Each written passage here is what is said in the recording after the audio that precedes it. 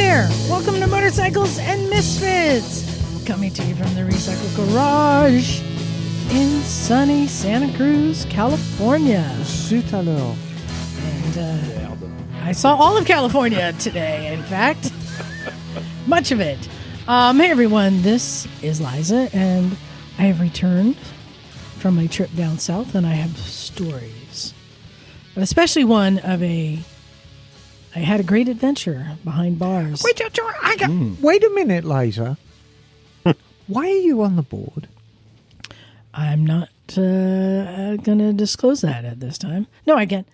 Because we have a surprise guest, and I'm running things. Oh, I see. Yes. Okay. But I got demoted. I can see that. no, in the comfortable seat tonight, it's Stumpy John. Heidi ho, everybody. What's up? Good to be here. And on the lounge, the classic girl lounge, we're going to call it, it's Miss Emma. Aloha, darlings.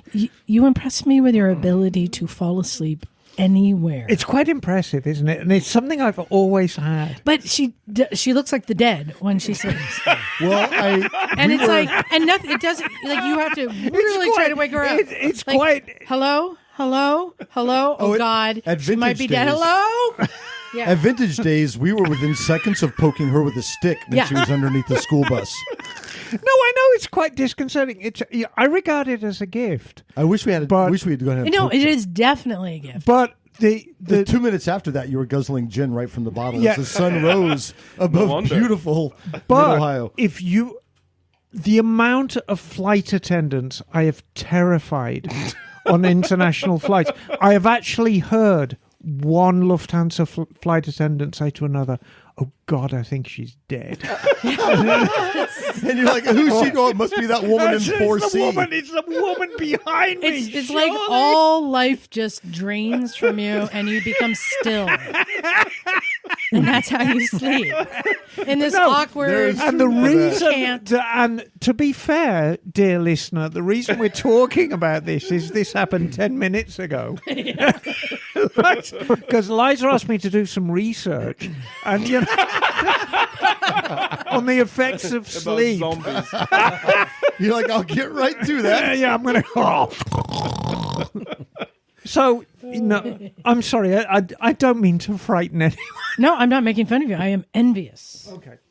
But you know who is going to be envious besides myself is Bagel, because somebody came on a Vespa today. It's Ray Ray. Oh, is that Good yours to be out back. there? That There is were a couple. mine. Well done. That thing is big and orange. Yes. Yeah, that was a good creamsicle. What color is that? It was awesome. No, It's like the like time it. It's great. that's It's exactly cool. what I said when I saw Bagel naked. What? Was it in the sun? It was a hot day. He was a creamsicle. No. Kind of brown around the edges, but yeah. Yeah, that is a bright orange. I know. Oh, it's a good looking. high vis. That's what people tell me. I'm That's still great. kinda, Actually, I don't think it is that bright. I think it's more It's of not. a What do you call it? burnt orange. It's not pumpkin orange. It's not traffic No, it's cone not. orange. blood orange color. kind of, yeah. Yeah, it's blood It's orange. darker, colour. yeah, for sure. That's Kind of right. like your hat there. It's fuck you. I don't care what color it is. Well, orange. That's what exactly. it is. Yeah, it's a nice. It's like looking I'll take that one. I don't care. Exactly. Well, and always the one to bring gifts. It's Naked Jim. Hey, word to your moms, I've come to drop bombs. Yeah. Got more rhymes than the Bible's got Psalms. And you got a nice poster. I got a bitchin' poster. So it's been birthday month. So since we talked about it. So happy birthday, Emma. Thank you, darling. Yeah. Yeah, birthday month. She is 39 years young again. I wish.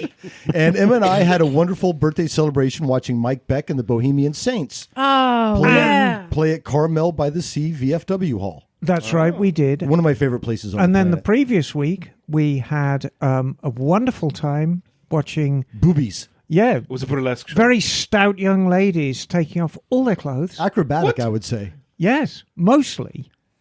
Yeah, so we went to a burlesque show before that. So it's been a good birthday month. Burlesque. Yeah, you see how you perked up there? Do you want to come to the next one? Yes, Ray? of course I do. Well, we saw Rizzo Rogue, who was featured. no, My she was ab- there. Oh, she's your favorite. Yeah. I like Well, whose favorite Fight isn't you. she? I will fight you over Izzo because she's my You favorite. can have shoe. Abraham Lincoln.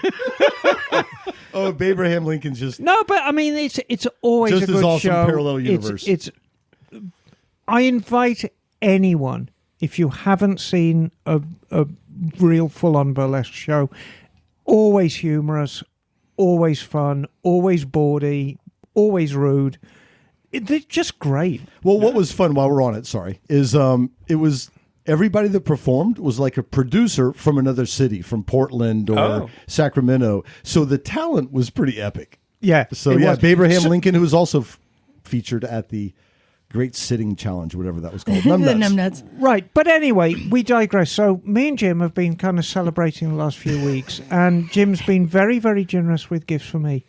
And I wanted to get him something nice, and we share a love of Barry Sheen. Yes. So I bought a very, very limited edition print of Barry Sheen artwork in a very striking shade of red. It was beautiful. And you've got to get it framed, darling. Oh, yeah, it'll be prominently displayed, but it's a beautiful piece of art featuring Barry Sheen. And the Prime, who was he racing with then? Well, I mean, he was with Heron Suzuki, and he's on the RG 500, which was the 1977 championship-winning bike. And it's worth noting that, Barry Sheen won Grand Prix with less than 120 horsepower. Mm.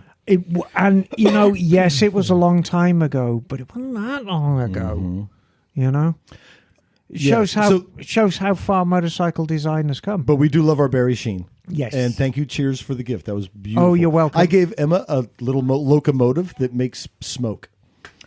It's a bong, actually. It's like Thomas the Tank Engine you can suck on and get extremely high. Liza's going to stop introducing me. Somebody's going to get punched in the dick is what's going to happen. I suggest John, since he's within reach. And of course, we can't forget our favorite scooterist who's about to tell us who his favorite stripper is. It's Bagel. Greetings. I don't have a favorite. Yes, you do. Yes, you do. I remember when you had like $400 shoved behind your ears we had donated. That was a great day.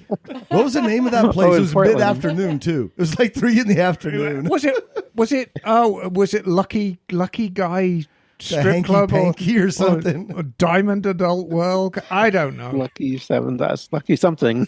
Yeah, Lucky Devil.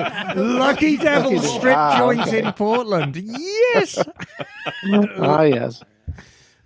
You were a lucky devil that day. I will not Indeed. attest I have very generous friends. Well, there we go. We finally got through the introductions. Are we done yet? Oh, my word. So, oh my God. It's nice out. We're a little punchy. big thanks to John and Scotty for opening the garage for me this morning because I was driving up from Southern California.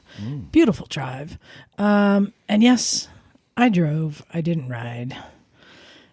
Because here's the thing. When you travel, the way to do it is with Oreos as your co-pilot. Okay, that excuse doesn't fly because I know if you really want to eat Oreos when you're on a motorbike, you would have some Oreos. Nothing would stop me. But yeah, I hear where you're coming. So L.A. Yeah. So I went down to LA. Remember last week I said that I quit my job and I was going down for fun employment. Take this job and shove it. Yeah, so I went down and I did all the studio tours and comedy clubs at night. So the first, like within 24 hours, I did have a celebrity spotting on a sidewalk. Weird Al Yankovic walked past me. You just put your finger up like you may have gotten a restraining order out of this. So that was like, hey, I saw one. Did you start singing "Beat It"? No, I left. Amish alone. Paradise? I love that song. And then that's my favorite. I would say the biggest celebrity I saw at Paramount Studios, Beau Bridges, walked by us going to set. He's the lesser of the Bridges, but yes. Yeah. What? He would know. Yes. It still pays well, I'm sure. Jeff's the king of the Bridges. Yeah, of course. The dude. Come on. Beau's the big brother. He's been around a long time. Jeff's the Me Too. Yeah, come on. Anyway, so yeah, You know really they're good listening, time. right? And so I was taking photos. I would every tour. I'm like, all right, are there any motorcycles here? I want to see them.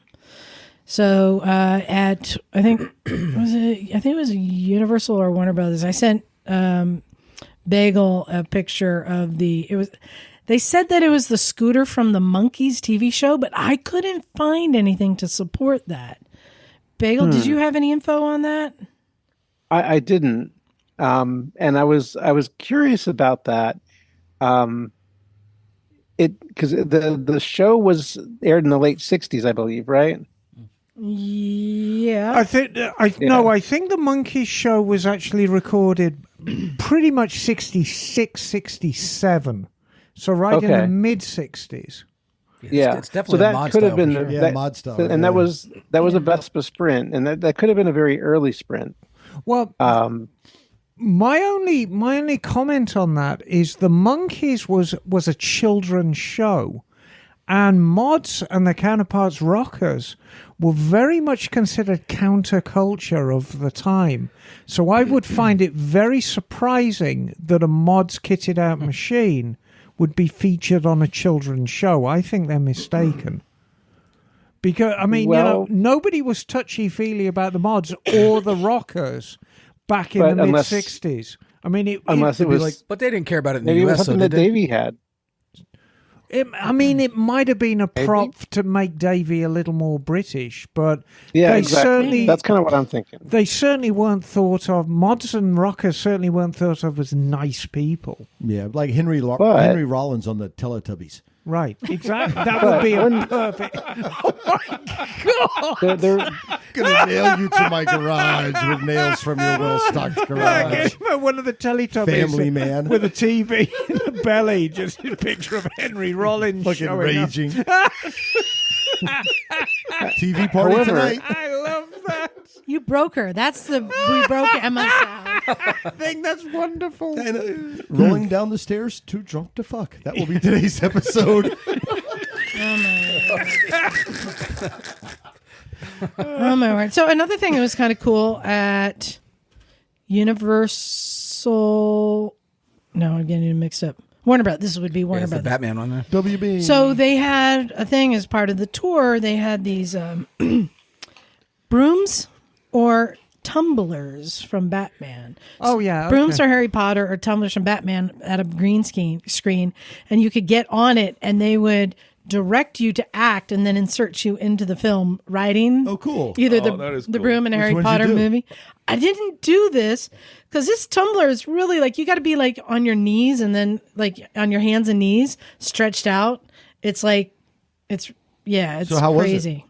But it's just I'm saying it was That's a cool cool. it's a cool thing that they have a tumbler that you can sit on and Well, didn't I and see film like a yourself. Harry Potter ride where you could actually like ride one of something like that? I don't know. I don't. Yeah, go to I think Disney. there's a Yes, Harry Disney, Potter like ride. 25 years ago. Hagrid's motorcycle, where you sit in Oh, a yeah. motorbike and sidecar. That's in And it- New Orleans. Oh, Or yeah, no, it's in New Florida. Orleans? Florida. Yeah, it's in Florida. Florida. And it's just a very high-speed roller coaster. That was just like a prop one, and I took a picture of like the real tumbler they had a display. And cool. like, I don't know how they could actually ride these things. Well, didn't they have the? Well, you were at the Petersen, not to steal your thunder, but they've Yeah. got some of the Terminator motorcycles at Petersen that were the stunt bikes that people actually rode, Well, which is kind of cool. And AMA Hall of Fame has Oh, okay. some of those too. Yeah, Hollywood motorcycles are pretty cool. But my real adventure was at Disneyland. Where's that? Where's this Well, I know is that. I can't see the picture you're holding up. I'm old. so I rented a Oh. utility scooter. A mobility scooter. A mobility scooter at Disneyland. It's got a nice look to it. You know what? It's got a little basket. You can put your food and drinks in there. No, it looks nice. I you like can put it. your jacket For in the there. future. And It's got nice lines. they, It's a nice. this is what me kind of blue is in that? line for a ride. They It's almost let a you turquoise ride it blue. in the line. Like you're like weaving through. I've never seen someone so happy to be handicapped.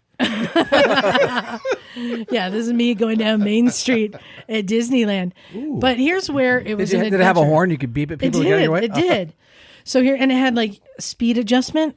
So I'm just curious for practicality because We all have aging parents. How much is something like that to rent for a day? It was $80 for that's the cool. day. I was thinking at least $100. Yeah, Yeah, 80, that's cool. $80 for the day. Because it lets people get around and do stuff. There was a lot of people on them. There was a lot of people on them. Should we get you a vest now or a satin jacket? But here's With the some thing. script Here's on the the. back? Here's My only concern is, do you feel that by you renting that scooter, a person with a disability had to walk? I have a disability. Well, It's yeah, like, you have a cognitive disability. Unless, yeah. So No, I know you do. You have very bad knees. So Yeah. did you have it all day? Did it run all I had day? it all day, and I was even able to take it out of the park and into California Adventure. We were trying to convince someone recently to take one, and they were like, "No, I have No, too it's much, I have crazy. too much dignity." I thought that you'd have to like. Liza does it. That is a true story, though. It was in Palm Springs. No, I was surprised that they let you take it in and do the whole line formation. So I've heard these. When you say they let you take it in, does that just mean no one told you couldn't slalom? No, I'm like, slalom where the do I course? park this thing? And they're like, just go on in. And then you I'm get just up giving to you a where hard you get time. off to get onto your ride. They'll take it to the exit, and I'll be waiting there for. Well, I think that's great because society's getting older and people can. But still here's have fun. where the true it was like an adventure ride, navigating just across the park. The amount of people who would just turn and walk across your path. Okay, in the motorcycle world, that would be a quad. In the Yeah, Disney world, yes. who do you Yes. keep an eye out for the most? Do you like All that? of them. All of like No, there's got to be all one of them. subsect that's the worst. No, it was the child that they were holding the hand of, but the child was trying to stray. It was everyone. It was people just stepping off the curb, looking at the map, because it was an absolute shit show of It's people. pretty bomber there. Is this at Disney or California or where? Both, Yeah, it's pretty cool. I'd be distracted too. but it was actually a challenge to ride it.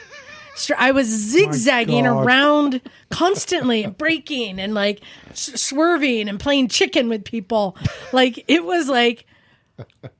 was actually kind of It sounds like you entertaining need a- itself. This was an adventure ride, is what I'm saying. This is one of the rides. Try. How fast were you going, Liza? It doesn't go that fast. Yeah, how fast is it? It doesn't go that fast, but still, but it doesn't have brakes. It's on or off. And then you have a little dial for speed. So I'd be on the pull lever for on, and then I'd be using the dial to control speed. I have so many questions. Okay, to start, did you ever push it to its limit when you had some room around you? Did you ever just see how fast you could take it? It doesn't. It goes walking speed. Okay. Ugh. No, and I They did have learned that. They're like, one crash. Did you leave the vehicle? No. No, and it was just in one of those lines where you have to make these tight, U-turns. You're going through the chains. The serpentine And I hit the wall. And then I'm like, ugh, I got to back up. Ugh. But I panicked and I stood up to kind of just lift the whole thing. But when you stand up, a sensor goes off, which shuts the whole thing down. Then you have to turn it off and restart it. Did people I've got come a to help line you? behind me. I'm like, hold on. I didn't get to restart. After that, the next time I was in a long line, I had just people walking behind me and go, 3-point turn coming up. Beep, beep, beep, backing up. Because he wouldn't make all the turns. And people kept just walking up right behind me. So I just turn around and announce it. I was having a good time. There you go. What was your highlight of the whole trip? Because you did so much. You went to the Petersen. Yeah. I hung out with our friend Mike, Wendy Crockett's husband. Oh, he's cool. Yesterday we went to the bike shed. Yeah, what's that all about? Well, it's pretty awesome. I see their social media presence. That's about it. Yeah, I was there. so I've been to the bike shed in England, which is really cool. It has a restaurant and then a store, and it's got a tattoo parlor and a hair barber shop. And then it's got tattoo there. no, but it's got additional event spaces. That's where we had our Were event, and that one is underneath a train trestle. So these are these arches. So each one of these things is in a giant arch Oh, cool. with pathways between them, if that makes sense. I just see the videos on Instagram where people ride their motorbikes, Yeah, I past mean, cafe tables. and Exactly. stuff. that's the big feature of it. You can basically you ride your bike through the sitting area where people are sitting, Which is having the alley is where they put all the chairs. And that one is very cool. And so I didn't know what to expect in LA, but I know they opened it like, I think right before COVID or around that time. This place was massive. Massive. And we went into the wrong space first. We went through a door and it was a massive warehouse. It had about, I don't know, 12 pretty cool bikes, but you could fit about 120 bikes in there. So I don't know if that's their events. I think it's their event space. It's probably extra, maybe parking. I'm not sure. No. Do they because it's do elevated. a show or anything down there in LA? Like, They do events there. Okay. I'll get to that. So then we went into the restaurant, and it's just a huge open. I can pass my phone around. Warehouse space that also has a barbershop, also has a tattoo parlor, a big restaurant, and a big store that sells fashionable things. But it was very nice in there, very friendly. People bringing their dogs in there, but just a massive. And, massive Is it like space. Deuce or whatever it was on a big scale? And there's like we're Deus Mike and Ex I. Machina. yeah, that one. Yeah, Mike and I had lunch, and like right next to our table was just a BMW bike. There's also bikes just in the Right. restaurant parked around you. And I don't know if everyone there is a biker, but it's just seeping of Sounds great. biker stuff. Yeah, sounds but great. as we pulled up, I quickly ran into they were doing live wire test rides. So they had a live wire set up, and they had the new Del Mar there right. that people could go do test rides. And our friend Diego, who's Yes. been on our show, of course, was there. And he's the one who has been organizing these electric meetups. And I happened to go on Electric Meetup Day. Sidebar: did Hollywood Electric close? Yes. I see that? Okay. Yes, it did. And so there were a bunch of live wires there, and there was a Cake and Saunders and a Zero and like all these different electrics, and even like the weird e-bike things that I don't know what, like everyone's showing up. So Cake bikes Diego's were been a cool. big part. Well, those that just folded also. Yeah, a shop down in Florida bought up the entire inventory and is going to be selling everything off. But Cake just filed bankruptcy like 2 weeks ago, I think, something like that, or last month. So that was really cool to see all the e-bikes or electric bikes, and they had a bunch of electric motorcycles on display throughout the store and the restaurant. So they're doing a big influence there. Some of them, customized. Just a better friendly environment and space. How's the food? It was oh my gosh. I had It sounds like there was a bowl. I had a bone marrow and truffle burger. Ooh, that sounds good. Bone marrow and truffle wagyu beef. Really? Welcome burger. to LA, I guess. Wow. It was with bacon. This is hipster food. Was it okay? Over under $26. I mean, you think it was more or less than $26?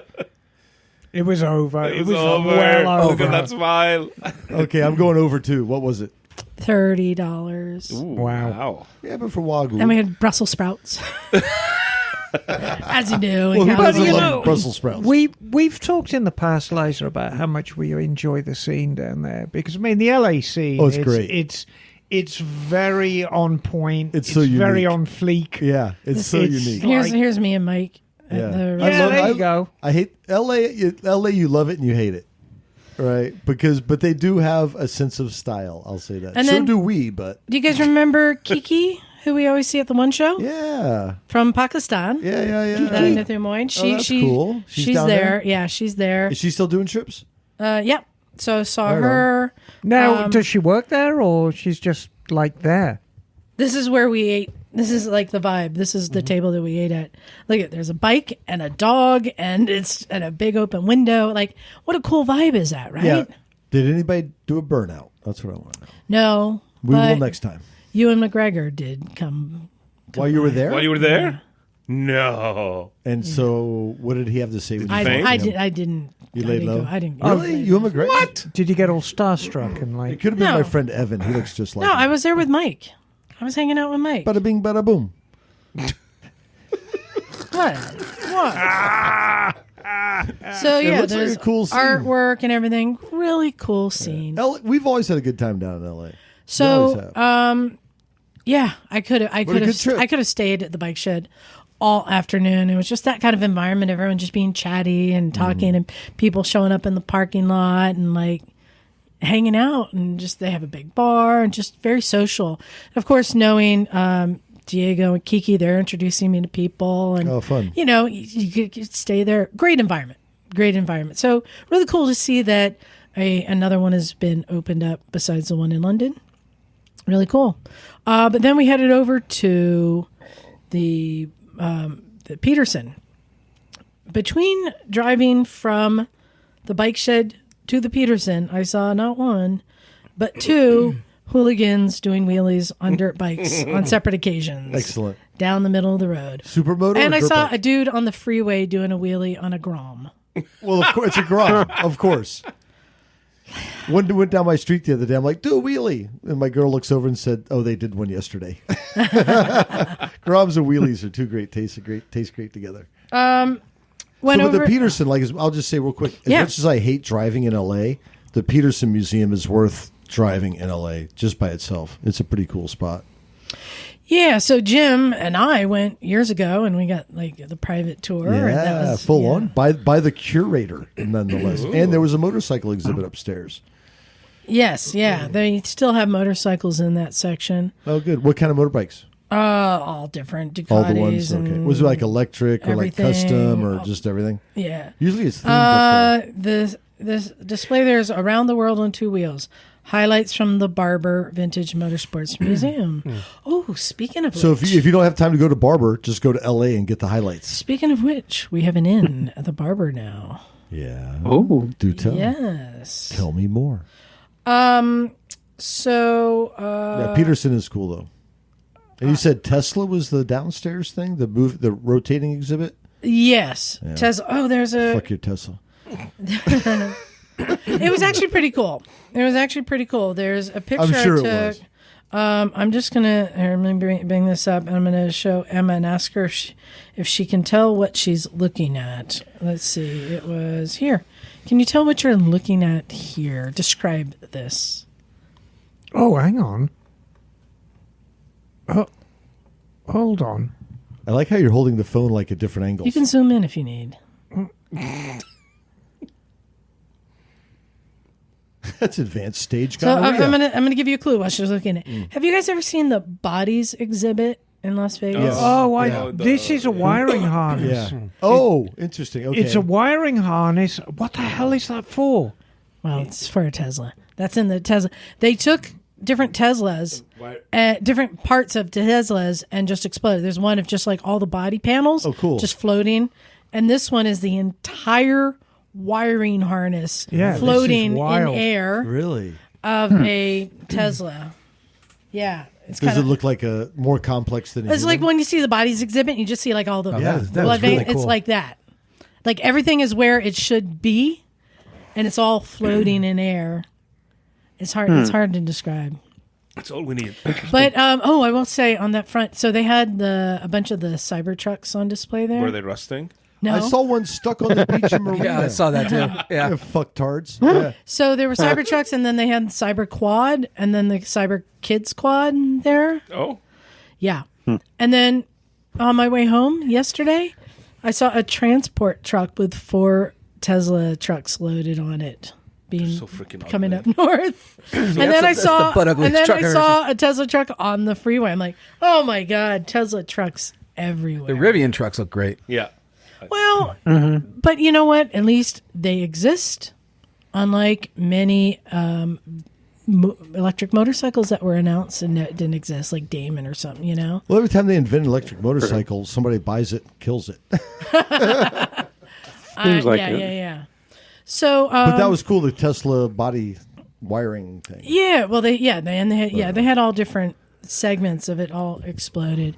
So yeah, I can't recommend that enough. Did you have a taco or a donut in LA? Because LA has great tacos and great donuts. I had neither. I had a lot of shrimp.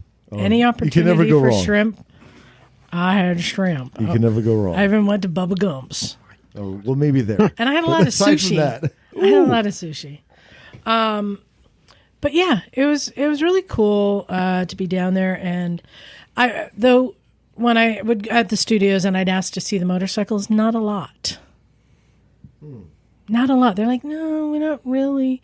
But remember, I've seen like the Trinity bike at Warner Brothers Yes. that Debbie Evans rode. Now Yeah. that's at the Petersen. Cool. I just saw So the Petersen is really the place to go to see. The Petersen's a place, yeah. Except If it you was really wanna see Yoshi's. Remember bikes. Yoshi? That place? Oh, his yeah. shop? Garage Inc. Garage, whatever, company or whatever. Yeah, Garage Company. Yeah.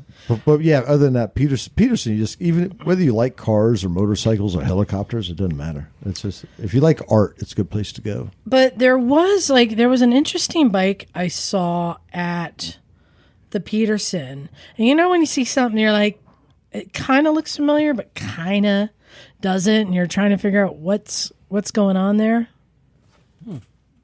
You know, this was Interesting. I'm gonna say from the Sissy Bar. This is a 1970s bike. Am I right, Emma? From the Sissy Bar, is that dated about 1974, maybe? Yeah, that's Yeah, okay. mid 70s. Is that Choppers SF? But there's like a lot going on here. And so I went over to look at this bike, and it's called a Münch 4. Oh, I yes. think I saw one at Quail. There's a few about. Yeah. And I was like, what is this? What is this? So I asked Emma about am I saying it right? Münch? Yeah, Munch. Münch 4. And the engine is very bizarre looking. So I asked Emma to tell us a bit about the Münch. What is so interesting about this? Oh, well, there's a variety of things that's interesting. So, are you all ready for a new history hole? Always. We love your hole. It's deep, it's dark, I love the smell. it's full of cobwebs, it's musty. It's like when I Musty. buy It's the some mushrooms in Prunedale and I leave them in the fridge for too long. God! Especially the oyster mushrooms smell much like a history hole. Jim, Okay, so I miss you. let's open the history hole. Ooh, gives me the vapors. So, yeah, the Munch.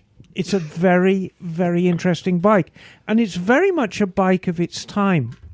And like a lot of specials, because it did start off as a special, it's very much of a vision of its owner. So we can't talk about the Munch without talking about Friedel Munch, who Was he one of the hobbits? I need a year for reference. Is this Middle Earth and no, He was the Sound of Music. Friedel Munch was a very nice German fellow.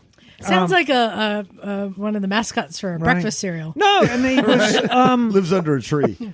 and he was born in With a badger. 1927, and he spent most of his youth. I mean, this is immediate post-war Germany, so, you know, from sort of 17, 18 years old.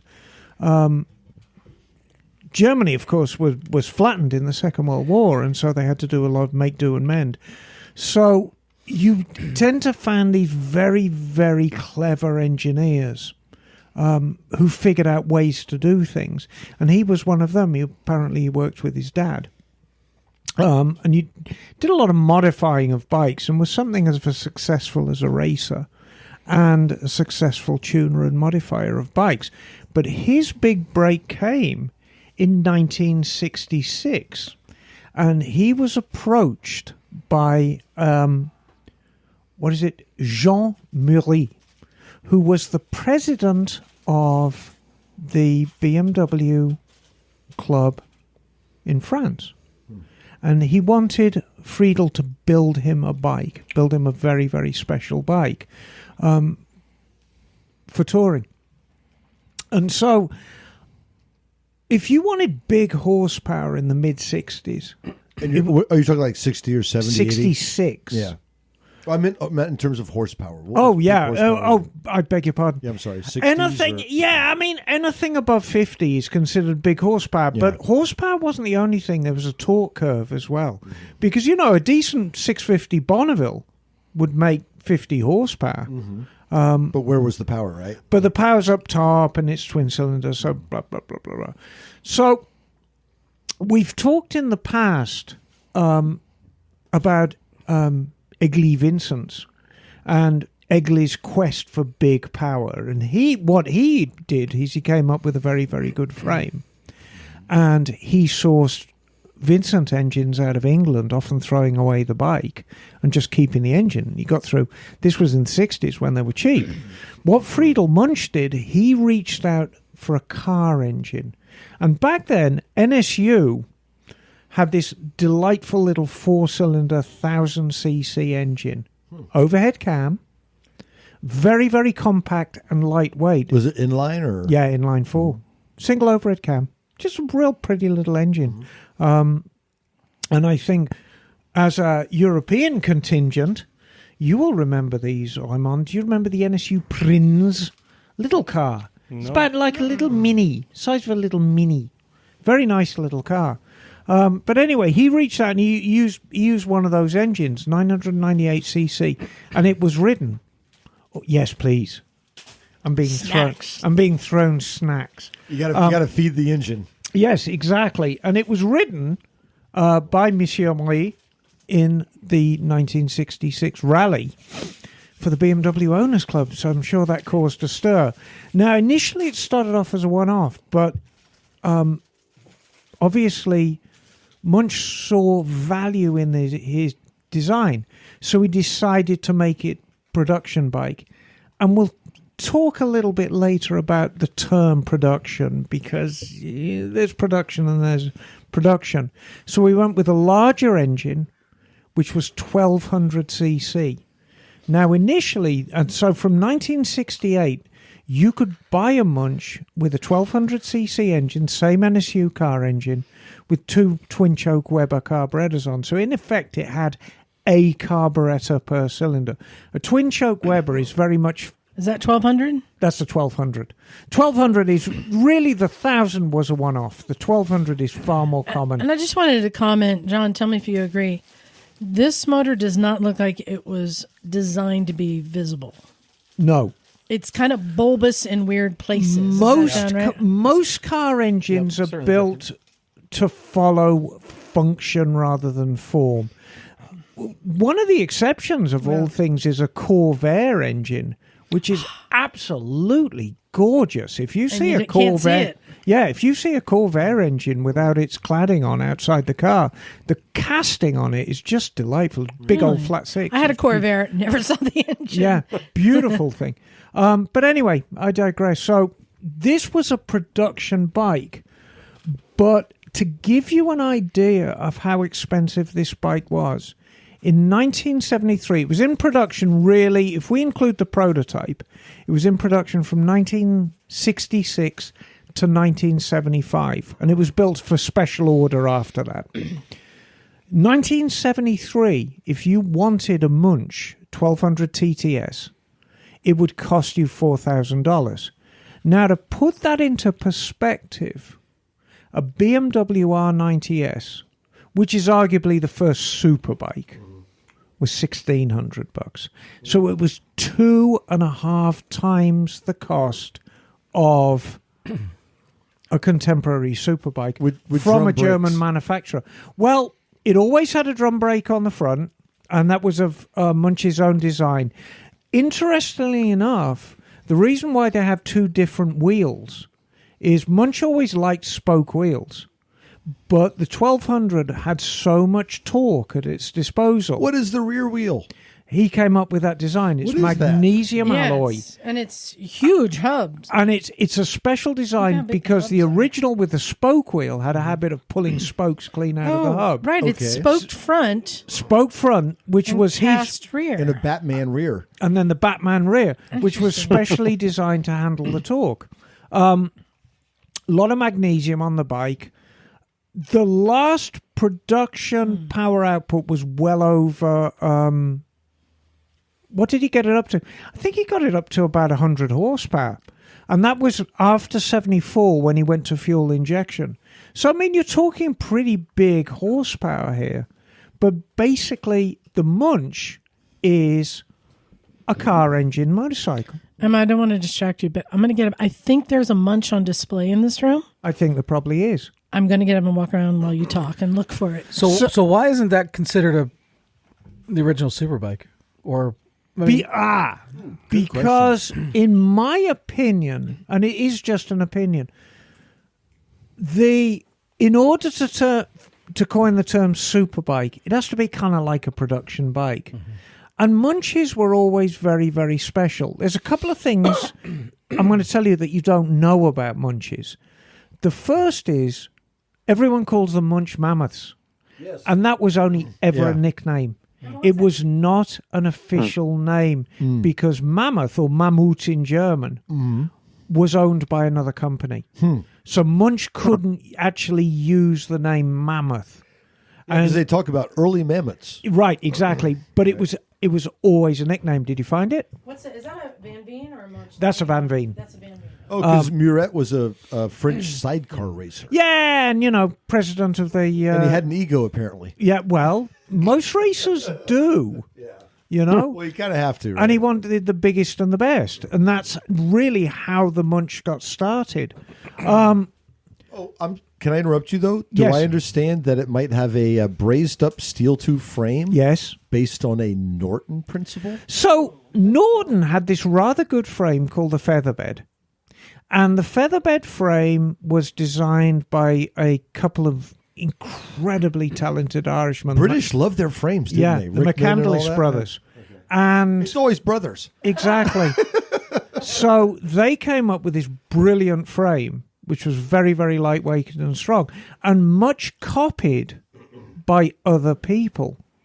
Now, I was going to say, Brits have had just this innovation when it comes to frame. There's a lot of bikes. Is it steel? What did they do so well? Is it steel? Yeah, it's steel. Yeah, it's steel. I'm sorry, I interrupted you. High-strength chromium steel. It's wonderful stuff. However, so steel frame, one-off drum brake on the front, one-off wheel on the back, bespoke aluminum and magnesium parts. It was quite a bike, but very, very expensive. The second thing is it was never profitable. Yes, Liza? I have a question. Yes. Is there any other parts besides the engine that come from a car? These brake hubs are so big. I'm wondering if they're using like brake shoes or something. Yeah, I think he used car brake shoes, but the actual hubs are handmade. But maybe they made them so big to fit shoes. Yes, exactly. Okay. And it doesn't make any sense to me for what I consider throwaway service items like brake shoes, like lighting, like clutches, stuff like that. You use what's out there. What's plentiful and plentiful and cheap. But it never really it never made a profit. And so the Munch company always relied on outside investors well, they're all hand-built, to survive. Right? So it was, all hand-built. Yeah. And apparently the method was if you wanted one, you slapped $1,000 down, or the equivalent of, in your home currency, and just, okay, it'll be ready when it's ready. Mm-hmm. And that, so I'm not sure how many were made. You're talking in the hundreds. It was not a high-volume bike. However, Mr. Munch himself died in 2014, but his last big motorcycle project was in 2001, which was the Mammoth 2000. It's a completely redesigned bike. Want to know how many horsepower this beast had? 260. Oh. What? 260 horsepower. And it's a hell of a looking thing. It's like from 80 to 200 plus, right? Well, it went with the times. Yeah. But look up Munch Mammoth 2000. They're calling it the Mammut. Yeah, well, that's the German spelling of mammoth. Because there is a Mammoth 2000 mattress. My God, I want one. Yes. This is the one I have a model of. The Mammut too. Yeah, this is what looks kind of familiar. A sport bike looking. It looks bike. Buellish. Yeah, it's if you've got a sport bike with a big burly engine in it, You think you spotted it? Yeah, I think it's over there. It's going to be kind of What color? 1, 2, 3, 4, 5 down in the middle next to the green. You know, the fact of the matter, Yes, I'm on it. Liza has a model of everything in here. But a very, very interesting character. And, you know, is that a mam? Yeah, that's a mammoth. Good eye, John. There you go. There you go. So I'm actually looking for something. I can't find it, but It's I'm not looking for actually it's a great looking bike. So it's a twin cam, cross the frame 4, chain drive, fully enclosed chain, matching wheels, upside down forks. What engine they using that? I think it might be a bespoke engine, because of course NSU became Audi.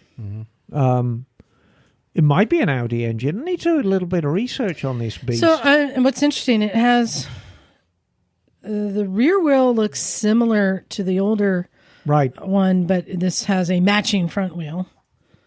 But aren't you impressed that I actually have a model of one in here? No, that is I'm impressive. I am absolutely amazed So by it. why do we know about the Britain and not this? Because they seem similar. Well, the Britain's a race bike. Yeah. And, you know, I'm going to say the elephant in the room.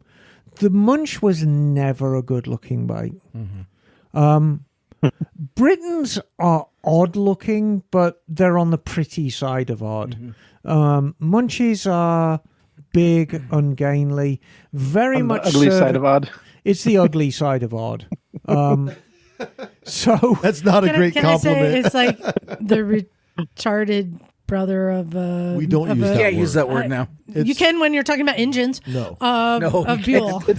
But it goes back to the German principle of form and fit follows function. So no, and you that's know. like, and I mean, that is largely true. I'd ride it. I think it's a very, very interesting looking bike.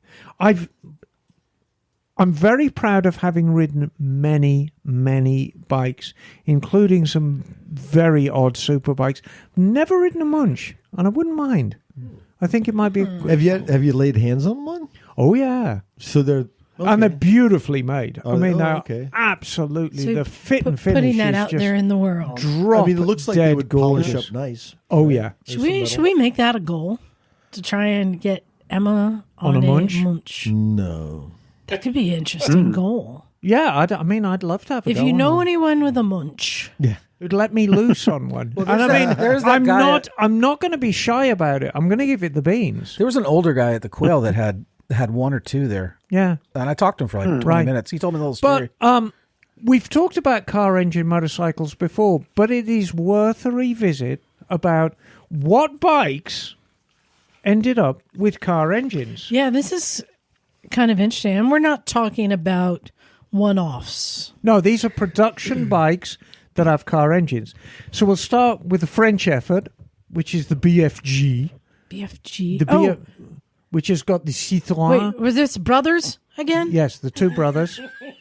The brothers. I don't know what is it, right? The BFG, the brothers who were friendly giants. No, that was Citroen powered, and it got a Citroen GS Flat 4 in it.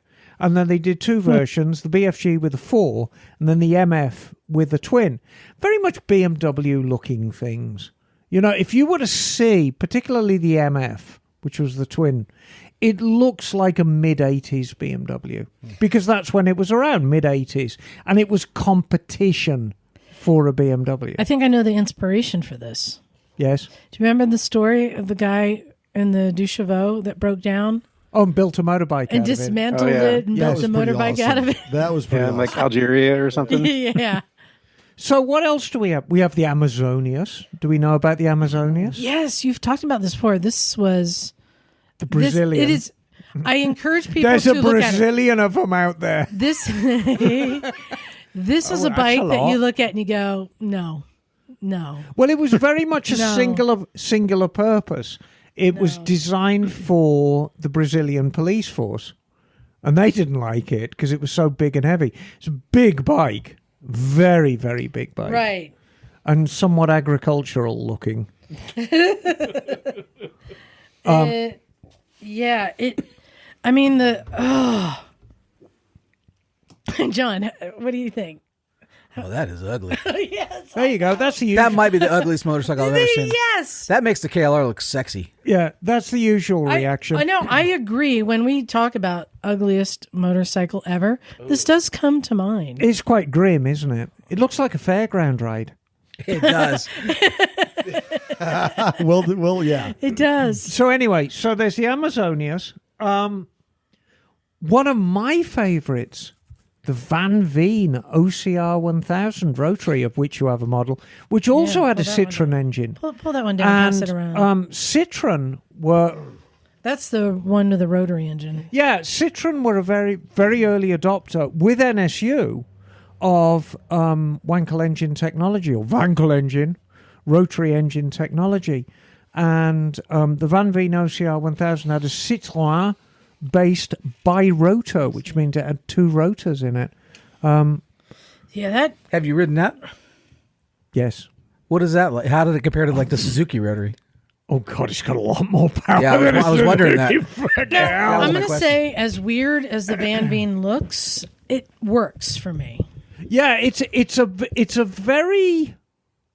very singular looking bike. It's extremely angular. It looks like somebody built a vault around the engine, Yeah. right?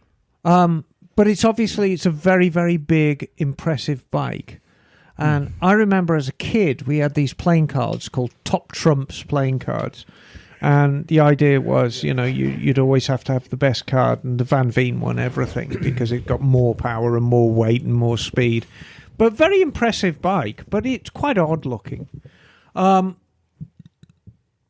also, I always want to talk about the kind of weirdest story of them all is the Honda NC 700. Yeah, I don't understand. Well, now this. we're going to talk about the NC 700. Right. So the NC 700, and I know a few of our listeners have them, and I'm not sure if they realize how special this bike is Honda have always been driven by Soichiro Honda's real mission is that we are going to make a bike for everyone. I don't care who you are. I don't care how old you are. I don't care what gender you are. I don't care how much money or how little money. I'm going to make a bike for you. And with the NC 700, they really wanted to start with a clean slate. So the design bureau was not the Motorcycle Design Bureau. It was the Car Design Bureau who actually designed that bike.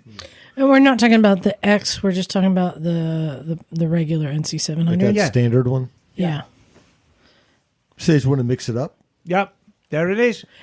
I think it has. Well, no, good Does it have a lines. trunk? No, the X was actually designed as well. The Yeah, NC 700X was that's- also designed by the Car Bureau. Which But, does not look the same at all, no, but it's still a... but they're both distinct designs. Right. But here's the interesting thing. And bearing in mind, I mean, I am using the term very, very loosely, but the NC 700X engine is basically a Honda Civic engine cut in half. How do you do that? Well, I mean, you the part take... The bandsaw. I don't get. So it's a 3-cylinder or a 2? No, it's a twin. It's a twin.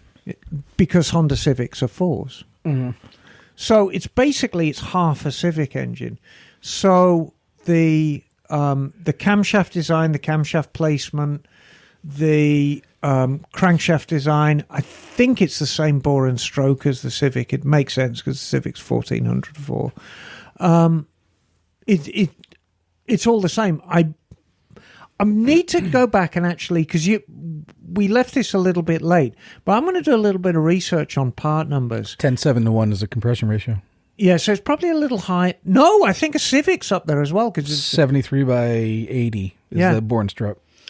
So when you say have an engine, so they have their own jugs, but they may have a lot of the cranks and shed and all that design. I from mean, the thing is, if you have an engine that you know works and makes good power, it makes sense to base other engines on that, and you get different characteristics out of that engine. So you make make the cases and the cylinders, but Right, then pull all the components. Exactly, and just put use them in. Okay. yeah, and use proven technology to make it work. And Honda engines are very, very clever because they have variable valve timing, they have cam timing, and all kinds of interesting things going on in there. But yeah, NC 700s, whether it's the X or the the standard one. Just NC 700. Yeah, very clever bikes, amazingly clever bikes. Quite more pleasant to ride than you would think. Not a powerhouse by any stretch of the imagination. They got a big scooter, NC 700D Integra. It's kind of curious why they didn't get more popular. Yeah. Why you don't see more of them. Well, the trouble is, Are they as just too vanilla? bikers, they're too different. I mean, we do tend to be a reactionary bunch, and if we see something new, it's like, oh, bloody hell, I don't trust that, or I don't like it. It doesn't, if we're talking about like the NC 700 and even the 700X, it doesn't drop into any category, I think. It sort of looks like a cruiser, sort of looks like a muscle bike, Right. sort of looks like a touring bike. It's its own thing. And I think that's the way you have to approach it. It's very much its own thing. I had one down at the shop recently, and I suppose the owner of it was a target customer. He'd ridden around on Groms and he'd ridden around on little bikes and had lots of fun on them. But he wanted a proper bike. But he didn't feel confident getting, something like a Versys or even a GSXS or something like that. And he felt that the NC 700X was a more approachable way of him getting into a proper size bike. And he was thrilled with it. And it was loaded up with all kinds of gear on it. It had top case and side casings and a screen on it. And it really looked the part. And not a powerhouse by any stretch of the imagination. It was quite underwhelming to ride. But that said, at 70 miles an hour on the freeway, it was a very pleasant place to be. Yeah, well, it was designed like as a commuter bike. Right, And exactly. it seems like it's great for that. And, there's not a lot not to like about it, really. his plan was to ride this bike a long way. He said, look, I've been messing around with Groms for years, around town and making a thorough nuisance of myself. And he said, I've matured as a rider now. And so I want to do more mature riding, which means longer distance and going to places. And I think he saw the NC 700X as an ideal way for him to do that without having to learn this very, very quirky bike. Is it affordable because it's simpler, right? The cheapest, yeah. And I would think that it's more tested and proven that it's going to be well built, right? Right, and it's it's a very understressed engine, and it's So I'm curious because some of these bikes, putting a car engine into a bike, some of them are pretty atrocious, like the Amazonas. I want to know your opinion, Emma, on the Boss Haas. Well, Does it look good? We've saved the Boss Haas until last because it's its own thing, and I think if you regard the Boss Haas for one purpose only, and to be like an impressive bike in a situation like Daytona Bike Week, Right. It's Team America World Police, isn't it? Mm-hmm. And it fulfills that perfectly. It's like America, fuck yeah. It's that kind of bike. As a motorcycle, it's a dismal failure because it's heavy, it doesn't handle. Do you prefer your Boss Hosses with flames or without? I think they come standard with flames, don't they? The answer is flames to everything. And if you actually see one, I mean, it's a giant thing. You've got to take your hats off to the guys who designed it, because this is a 350 Chevy engine. This is a 5.7 litre V8 Chevy in a bike. And rather than mount it across, That's a lot of motor. they've mounted it 5.7 long meter. ways. I mean, it really... They mounted a Walmart box fan in the front. Yeah. Well, there's nowhere else to put it. But yeah, it's not what you call a beautiful thing, but it is an impressive thing. Is the engine a stressed? No, frame? it's got a big frame. It's got a big frame. That's I will say, first time I saw one, it was impressive. yeah, Because it is an motor and a bike attached to it. It's right, exactly. just a big motor. So, I mean, I would say it's a success in the spectacle It's a type success of for bike. what it is. For what it is, it's an extremely successful bike. And I think arguably it's probably the highest production motorcycle with a car engine out there.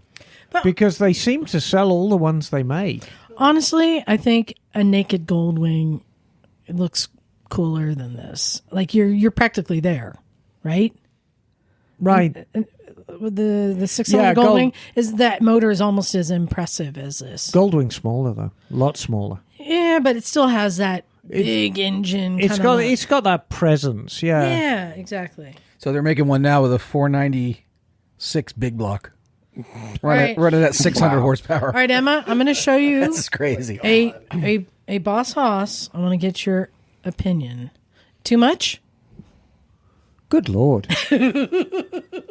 Describe what you're looking at. So, oh God Because we almighty. already established the Boss Haas is just the spectacle, right? Like, Right. you want something, everyone's going to come like, whoa, what is that? Whoa. Yes, so what we're looking at here is a Boss Haas with twin superchargers, one sitting over each bank of the cylinder, with it's got high-rise manifolds and Hillborn scoops on it. It's got super trap mufflers on it, kind of splayed. So, and it looks like this bike is being developed further. So now it's got more mufflers on it. I'm looking at the bottom picture. So now it's got 8 mufflers on it. It's got 4 nitrous bottles on it. Like, yes, somebody took one and took it to the furthest extreme you could take it. Yeah. Wow. So looks like that's what it became. Bagel has his hand up. Yes, Bagel? Well, I'm trying to remember. Didn't somebody make a V10 motorcycle at some point? Alan Miller did. Yeah. Oh, But that was just a one-off, Lamborghini. though. Lamborghini did a prototype. Hmm. And I there wasn't- think Dodge may have done a prototype as well. But these are prototype bikes. We're not talking. Okay.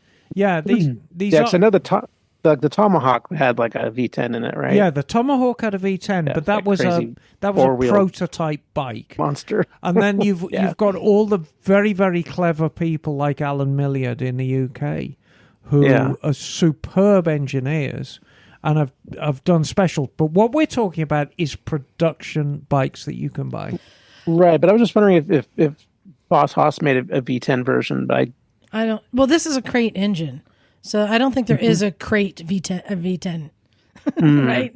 Maybe not. This is a crate engine. That's the whole point. These are engines Gotcha. that are Okay. readily available. Emma, I don't want to go into this rabbit hole because I realize maybe we should save this for the next episode. Because I realized I was like, well, if these are car engines and motorcycles, how many cars are powered by motorcycle engines? Is there enough that we can talk about this next week? Certainly not in terms of production, but I think I'll have a go. I think there's sufficient specials out there with Hayabusa engines, things like Mini Coopers with Well- Hayabusa engines. What about that thing I showed you? God, the Bajaj. Yeah, I said that to Bagel. I'm assuming this Bajaj car is run off of a scooter motor. Well, what about those KTMs? Quite possible. What are they? The 3-wheel things. Oh, Yeah, Polaris. yes. Slingshot. The slingshots, yeah. Those are cars, Yeah. presumably. The Morgan, right? and Well- the Heinkel bubble cars were made. Yeah, well, Right, so basically there's off a- of save this. Let's there's do a this few, next yeah. week. I would like to see how many motorcycle engines make it into cars. Right. Well, Emma, thank you for filling us in because these are Friedel some. Munch, what a visionary. But it's also cool to see people who are really like trying to take things from other worlds and bring them in. You know. Well, it was all in the 60s. It was all the search for horsepower. And if you had a motorcycle, it's very, very tempting to reach out into the car world and get a car engine because that's how you found big horsepower. And car manufacturers did it too. If in the mid-60s you wanted big horsepower, you just reached out to the American manufacturers and grabbed yourself a V8. Hence, we have cars like the Facel Vega. Hence, we have cars like the Jensen Interceptor. Hence, we have cars like the De Tomaso Pantera, which are all big American V8 powered European cars. Tra-la-la. Nice. Well, I have another topic I want to bring up, but first, Ian has sent us the Supercross update. Are you ready for this? He says that that this has been like very dramatic and unpredictable with razor thin point spreads, that he's been having such a great time this season. This week in Supercross, the series pulled into Birmingham, Alabama for the first time ever. And like Ricky Bobby, Jet Lawrence said, if you ain't first, you're last, grabbing the whole shot and eventually the race win. Second place winner Cooper Webb would actually hit the 30-second card girl on his second lap around. In the 250 series, red plate holder Max Anstine, an English ginger, would have catastrophic bike failure aboard his Firepower Honda, giving up the red plate to Tom Vial, the French rider from the MXGP series, who picked up his second ever Supercross win. Cameron McAdoo and Seth Hemaker aboard their Pro Circuit Kawasaki's would round out the 250 podium. This has been your Supercross 30 seconds. That's the best 30 seconds I'll spend all month. You saw that he hit a Yeah, I don't know the backstory, but I saw it on online this morning on Instagram. I think that for some reason the chick holding the big numbers and stuff like to start the race was like about to cross the track or something. Maybe after the race, God. Yeah, and she was wrong place at the wrong time. So one person went inside, one person went outside. Did they mow her down? No. They just maybe they touched her. But no, fucking professional dirt bike racers, they just went right around her. well. But they may have touched her a bit, but she could have gotten laid. Did they touch out. her Grace? inappropriately? Probably. That's a nebulous term. I have a question for the group. Who here got a new bike this week? I did. What? What? Yes. Yeah, I didn't see that coming. But yeah, I mean, the question, but yeah, me, I did. Who else? What'd you get? I got a what'd you Tenere get? 700. Yeah, you finally did it. You've been talking about this. So I've been talking about it for a while. And, because what really, I was telling Scotty earlier, what really changed my mind and made me to act was the last trip we took through the Southern Sierras. So Scotty was on their Honda, 650L, and I was on the Africa Twin, and very different bikes and very different experiences. So, adventure bikes are as adventure-y as you can ride them, laden with 75 pounds of gear. Right.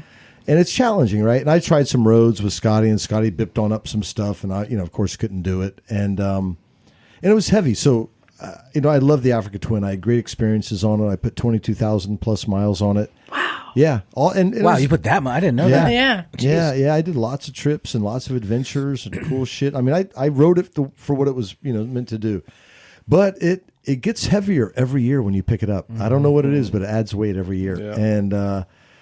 And it's a lot. Like I would tell people, I love it. I mean, as a touring bike or something like that, it was great. It was a giant dirt bike, but it is a giant dirt bike. So it's one thing to pick it up, but if you have to pick it off when it goes off the side of a trail, it's like 20 minutes of just getting it to a point where you can think about picking it up. So all that was kind of weighing on me. And as I get a little bit older, right, it makes sense to get stuff that works a little bit better with my body and all that. And so ditched the Africa Twin and went for the Tenere. The other couple other things kind of got me going. It's springtime. People are going to be buying bikes.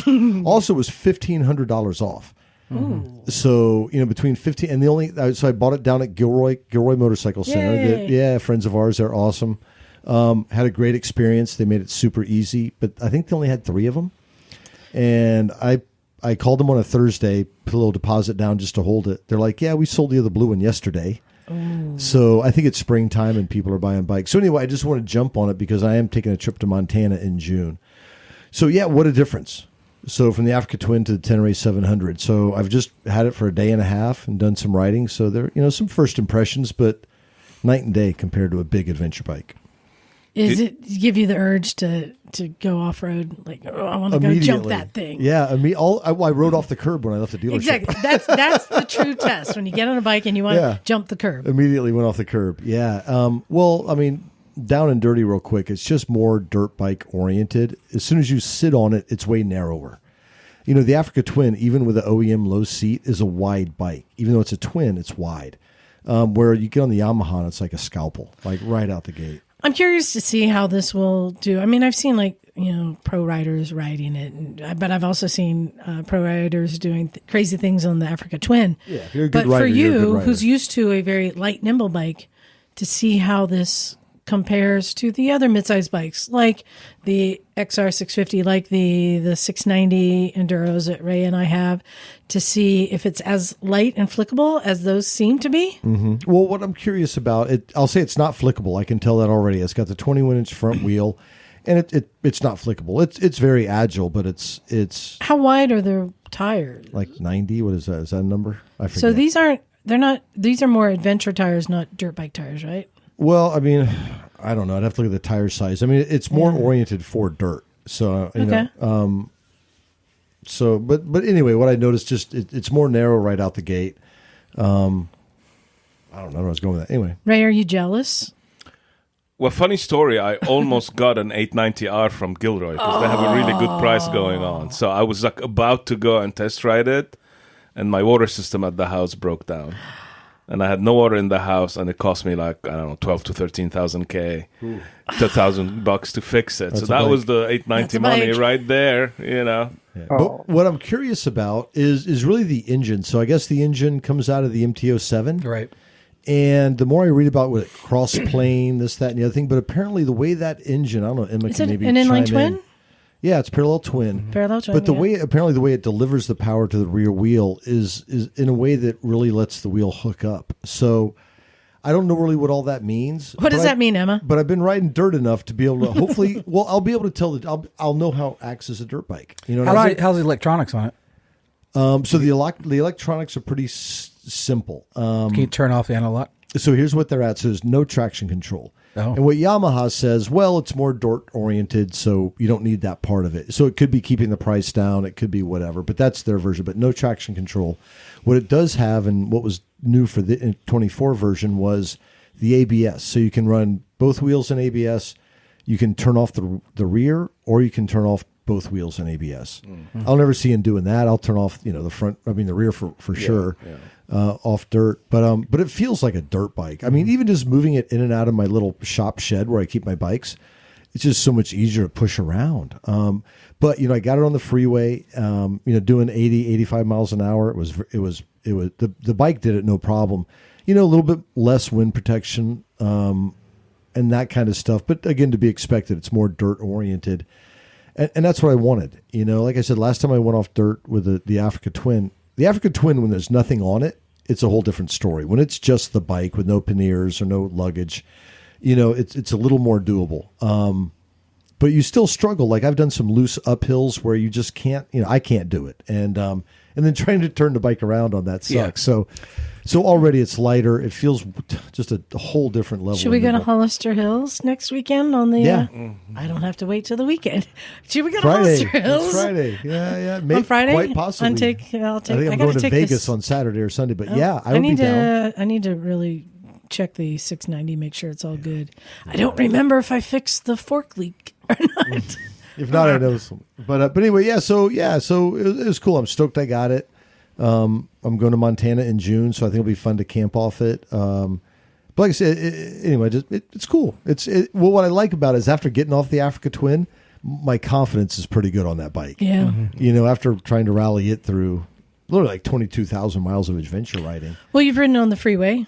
Is it lacking power on the freeway, or does it have everything you need? Yeah, it doesn't seem to. I'm still breaking the engine in, so I'm not really getting on it. But no, I mean, it's just like, it's interesting to have like a sport bike engine in a dual sport, like the Africa Twin. The 1000L. You don't see that motor, I don't think, anything else. Maybe like a side by side or something. Well, yeah, I'm surprised, and actually, I think on one of Phil's recent shows, he was talking about why didn't they put the Versys engine in a KLR? Yeah, it's like it But seems it's- to be a good, But good it's match. sweet. And again, I'm curious to see how the engine delivers the power to the rear wheel, especially in the dirt. Apparently, there's something about it that the way it kind of thumps the power to the rear wheel, it's grippy, all that kind of stuff. So I'm curious to see. I can't wait to get a review. Me too, because I went camping. Well, yeah. You What do gotta, you do with gotta the take that Africa out. Twin? Oh, so this is interesting. So it's on consignment right now at Santa Clara Cycle. Oh, Shout out. Shout out, because Doug and Greg, they're awesome over there. They really are good people. They're one of the few games in town that you can trust and all that. If you need cheap tires, that's the place. But they do other stuff too. And this might be something for another day. And I don't want to speak out of class or for them, but their business model is shifting. So this is a small motorcycle. I'll say family-owned, smallish motorcycle repair shop, accessories, do a ton of tires, all that kind of stuff. Well, if you go in there today where there used to be kind of some coat racks and some pants, some shelves with oil filters and cleaning products and all that, that is all off the floor. All of that is now on the walls. More or less the only thing on the showroom floor are consignment bikes. Oh, Really? I'm doing more consignment. So I think, I mean, for me, not knowing, but I guess what I would guess at is that the margin on selling consignment bikes is way better than having some Tourmaster double XL jacket sitting on a rack. I think also dealing with people on Facebook and Craigslist has just become more of a nightmare too. I mean, for me, Yeah. so the reason I'm doing it is you do pay a fee, right? Right. Yeah. It's a fee, and but it's convenient. I'll just be as yeah, I convenient. sold my for me. Harley that way. so Yeah. it's not like they take a percentage of the sale price or whatever. No, they do. So Okay, they okay. take So a it's percent not of the a- sale. Yep. Okay. And for me, it was reasonable because like I was telling Liza, I'm traveling for like at least half of the next weekends for the next month and a half. And there's various advantages of having basically a dealer sell your bike, because they're going to offer a warranty on it, which is They do a safety inspection. and they do a safety inspection. That's on them. They can probably offer finance on it. They can. That's true. Yes, they can. Through an in-house finance. If you sell it off Craigslist or Facebook Marketplace, you need somebody coming around with a chunk of $100 bills. Yeah. Yeah. Mhm. And well, here's something I didn't realize too. And Liza, I'd be curious your perspective, because you sold your Africa Twin, and it took 3 weeks or something like that. Something about like where we are in Santa Cruz, it's kind of far. If you live in Sacramento, Right. or somewhere, you're like, do I really want to go to Santa Cruz to look at this bike? Yeah. So anyway, they have a lot, and I'll just bottom line is this: it's sitting in my house, not getting sold right now. So I turned it over to Doug and them to sell it. So they'll probably sell it within the next couple of weeks, and then I'll be whole more or less on the Tenere That works. 700. So, That works. but it was just interesting how the business model is, for them at least, is kind of shifting. There's great value in saying, you've really got to adapt with the times. And the times are changing. And I'm certainly not going to get involved in a political dissertation about the economy or lack thereof or this or that. But the fact is, the motorcycle industry was in decline in 2019. A lot of us have conveniently forgotten that. And COVID really threw us a lifeline. Yeah.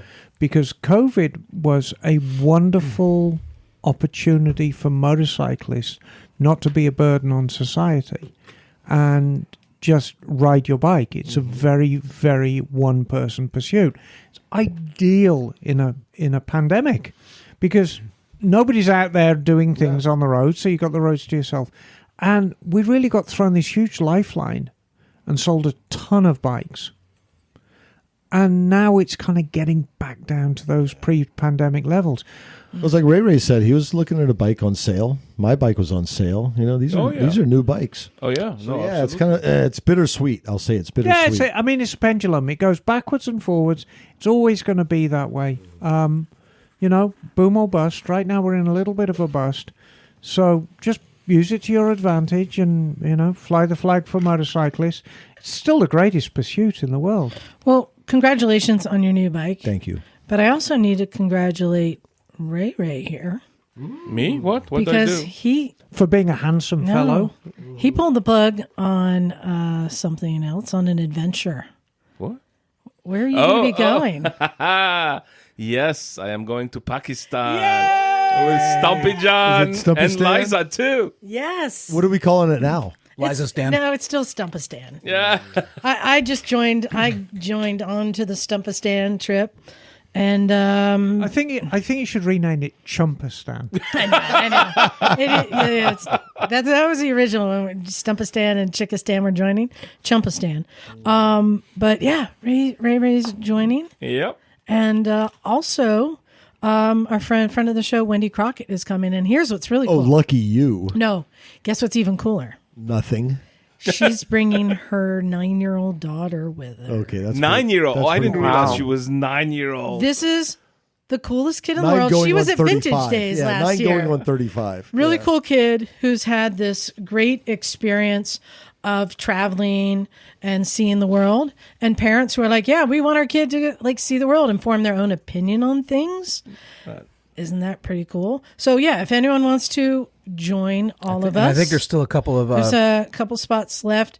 We're going May 30th to June 12th, and you can reach out to me at motorcyclesandmisfits@gmail.com. there's a couple discounts available $500 still. off discount code for a couple more left for anyone who wants to join us.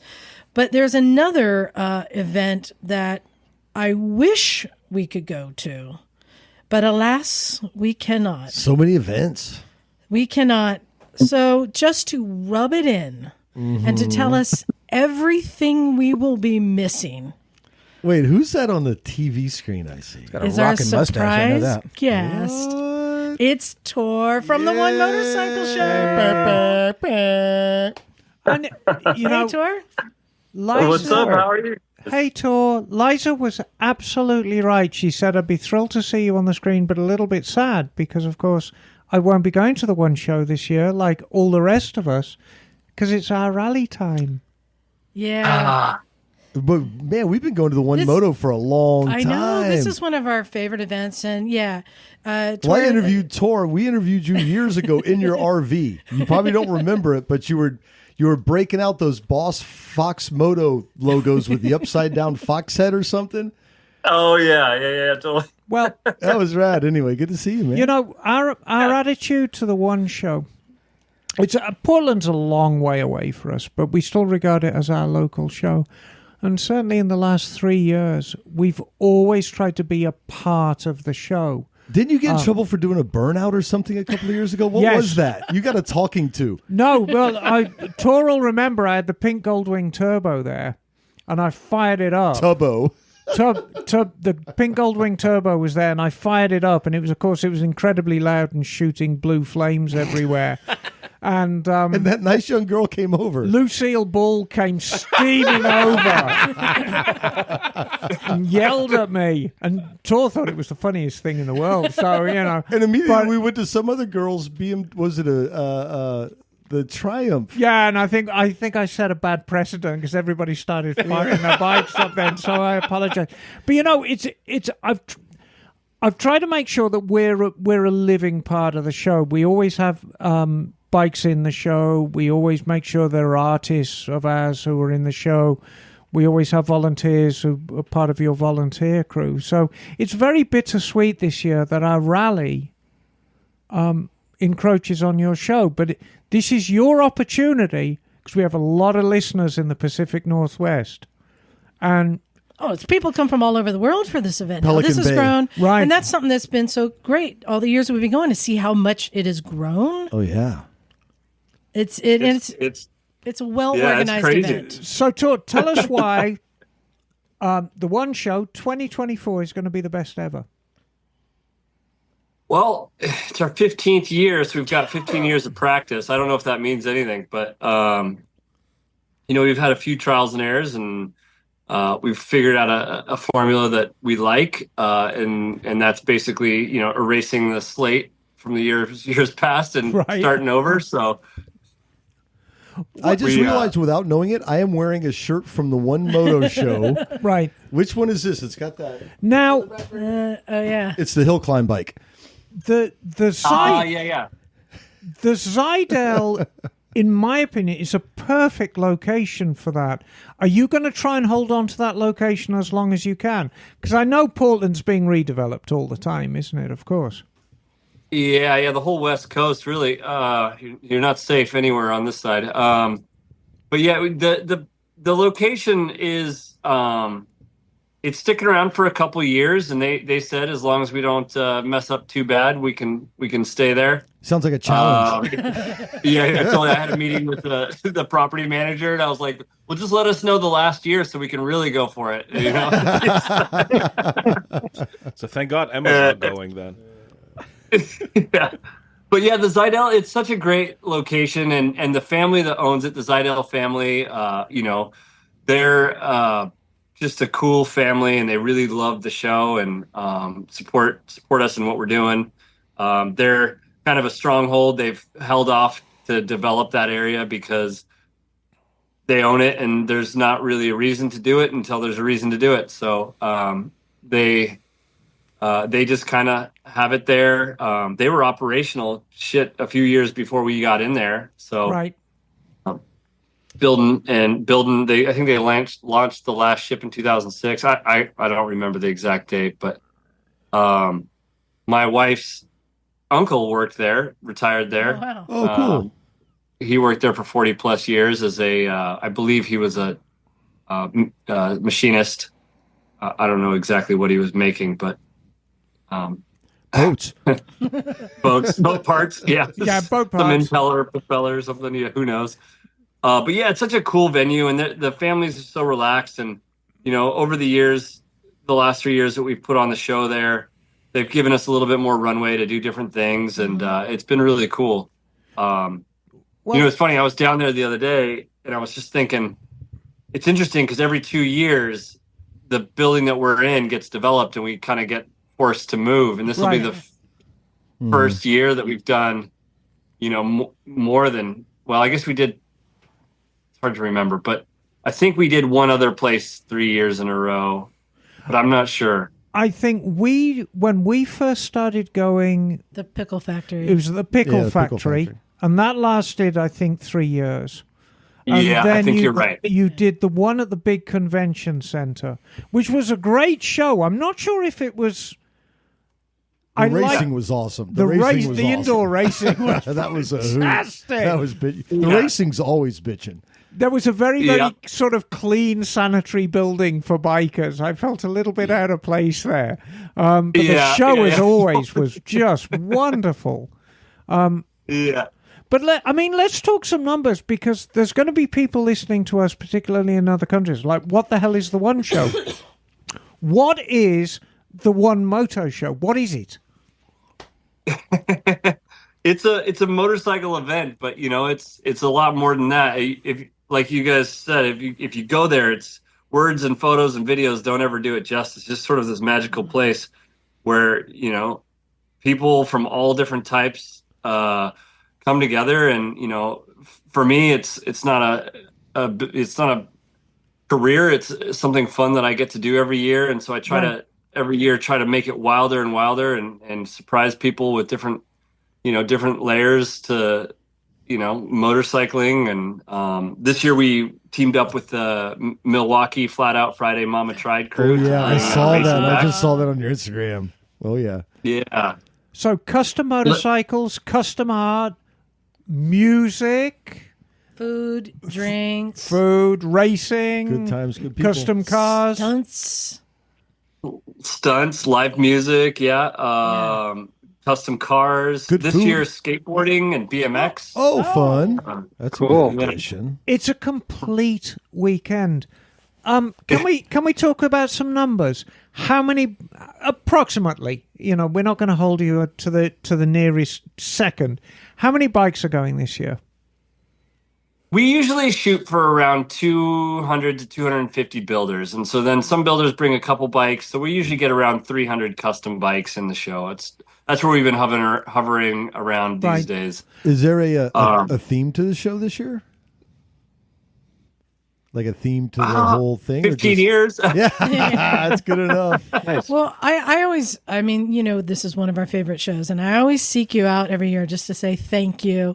And I Yeah, so for appreciate sure. that you turn a blind eye to us carving a little corner and making our little camp somewhere in the middle of your Well, event. we always say, like, if we could have a motorcycle show, this would be it, because it's so inclusive. It's probably I mean all the stuff we go to. It's probably the most inclusive event that we go to. We bring our Right. chairs and put out a rug and we hand out bananas and waters and create a little rest area for people because Mostly you. yeah, we're in for the long haul. But more than that, the thing I describe the bikes for anyone going, and we haven't even said, it's April 19th through 21st. So still time to get tickets. The thing I love about it is the love of two wheels. It's not any certain type of bike show. You're going to have these bike builders from Japan or something with these amazing things. And then you're going to have a first time bike builder who just built a Honda or a scooter or something. And then you're going to have something that you're like, I'm not sure what I'm looking at, but there's a story. Yeah, the two-stroke big wheel. And we usually find the person behind that story. And that's why we love to go and interview. We all go around and find bikes. And we're like, I want to find the builder or the owner and talk about the story. And that's what this is about. It's about just the love of the community. It's everything totally. two wheels. I'll say that and having fun. The whole vibe of the event is we're here to have a good time. It's compared to like say in our area tour, we would have the Clubman show. And this was in San Jose, bunch of old white guys standing around British bikes. Brr, brr, brr, brr, brr, brr. And then you go to somewhere like the One Moto and you're like, oh my God, this is actually fun. There's music. Everybody's having a good time. The whole energy level is just bomber. Thor, yeah, I love it. Let's go back 15 years. Yeah. What really inspired you to get started? What was the spark that said, I want to do a show? Well, I was a bit naive. So I was in my 20s then. And so my day job was building trade show booths. And then, my night job was building trade show booths. My day job, it was just right after the economy had crashed. So I started an internship at a global advertising agency. So during the day, I'd go to school and, work on projects. I think I was working on Target Baby at the time or something, something that I have had at the time no interest in whatsoever. And so I was at this advertising agency, and then at nighttime I would get done and go build a trade show booth. And then, at some point the trade show booth would get shipped out and go to the trade show. And then I had the rental of this building for the remainder of the month. So to keep myself interested in, my advertising stuff, I just started role playing like what it would be like to put on a motorcycle event. And so, being that it's advertising and, at a global agency, I just was very thorough about the concept, what everything looked like had to be very professional looking. And so I convinced some of my student, what do you call them, classmates to help me do the design. And we'd print out the posters in the studio and sneak them out in our backpacks. And then covert. yeah, Guerrilla. So basically I had this building and I had all these old crates that I had to recycle, and that's where the bike boxes came from. Oh, okay. So I you make basically a lot of those, don't you? Jeez, they're the bane of my existence, I'll tell you that. Nothing worse than lifting. I think we got 200 and some now bike boxes every year. But so anyways, I was kind of just dreaming up this thing, and it was like the concept of it is pretty, it's kind of, I get a little bashful about it, but it's kind of dorky. It's like the oneness. It's like in your mind's eye, you have this idea of perfection, and for each motorcyclist, it kind of changes just based on what you're into. So for me, it was like single cylinder, big displacement motorcycles. And so I had built this kind of cafe racer looking XR 400 that didn't really quite fit in with standard motorcycle events. And so that was it. It was the trifecta, right? So we threw that first show, and I invited everybody that I knew in town that was into bikes, and I kind of gave them the concept. I was like, hey, look, we're not looking for show bikes. We're looking for what you think the perfect bike is, or in your collection, what's the perfect bike? And, it resonated. Right. And so, we did the first show. It was a bit of magic. And I kind of was like, well, I guess we got to try a second one. And like any sequel, it's never the first one, right? And so that was a tough year. I would say probably the hardest year outside of the one with the weather, but it was just a tough year because it wasn't the first one, so people had a lot to say about that, and instead of I should have probably just given up. I doubled down and said I would do 10 years, so it's like, Nice. Well, funnily enough, when Tell me I can't do it, I'll do it on when I Tuesday. opened up my shop, I've always said it's a 10-year project, and I'll review. But it's a 10-year project. So why did you choose February? Because it's only this show, or is it the last couple of shows, that it's actually gone to a slightly warmer time of year. I mean, I remember at the pickle factory, it was just so bloody cold. We were there and it's snowing once. Yeah, there's footage of me and Liza walking in past the Indians in boxes, and it is chucking it down with But snow. Right. I'll tell you why I appreciated that. was 'cause lovely, it actually. wasn't competing with anything. So why we had a hot tub at February? our Why Airbnb February that to year. start? well, yeah, I mean, when I was building the trade show booths, that's when the trade shows were. So that's when we started it. But then I realized that was a good time of year because, in the summertime, I'm out riding and ripping around and camping. And, the last thing I want to do is sit behind my computer or whatever. So it was just, and I wanted to go to other events too. I like racing dirt bikes and motorcycles. So it was just the time of year that was slow and there wasn't much going on with motorcycling. And so we started it off that way, but then it was absolutely, after a couple of years in the snow, I used the COVID shutdown as an opportunity to change the time of year. So we went to springtime, and now everybody does their show in the wintertime. So, Always the trendsetter, Thor. oh no. So I'm back to numbers again. How many do you expect to visit the show this year? What are you projecting for numbers of visitors? Well, I hope a few people show up. I always get worried that no one's going to show up, and then mid-show, I'm worried that there's too many people there. So, Well, let's use last year as how the many barometer. XL T-shirts are you printing up? Yeah, there you go. yes. We had about 23,000 people, or 23,000 clicks through the door last year. I couldn't tell you how many people that was exactly, but 23,000 over the course of about 24-hour, open hours and 3 days. So That's pretty good. That's a big deal. Emma knows because 23,000. That's about how many lovers you've had, hasn't it? Oh, I've had more than that, darling. So this is the time where I get the Yes. opportunity to give unrequested feedback. Okay, they need mobility scooters at the show. Is that what? So first, I'm going to tell you one of the things I love that you never get rid of is the Cossacks. I was going to say, any Yeah. family that let the Cossacks Yeah. perform I on their love property, we love. the So, Cossacks. Yeah. And if I could bring something back from days of old, it would be the mini bike racing with as where the you can weekend throw goes beer on, cans. beer cans are That just was piling awesome. up more and more. And you That have was to the most ride inspirational through the thing beer I'd seen in cans. some I time. loved that. When you realized you could throw That your was empty pretty at the guy, epic. that was great. And there's always And there plenty was of a jump. idiots who will get out there and ride. Well, I did. Yes, exactly. Oh yeah. How do you not?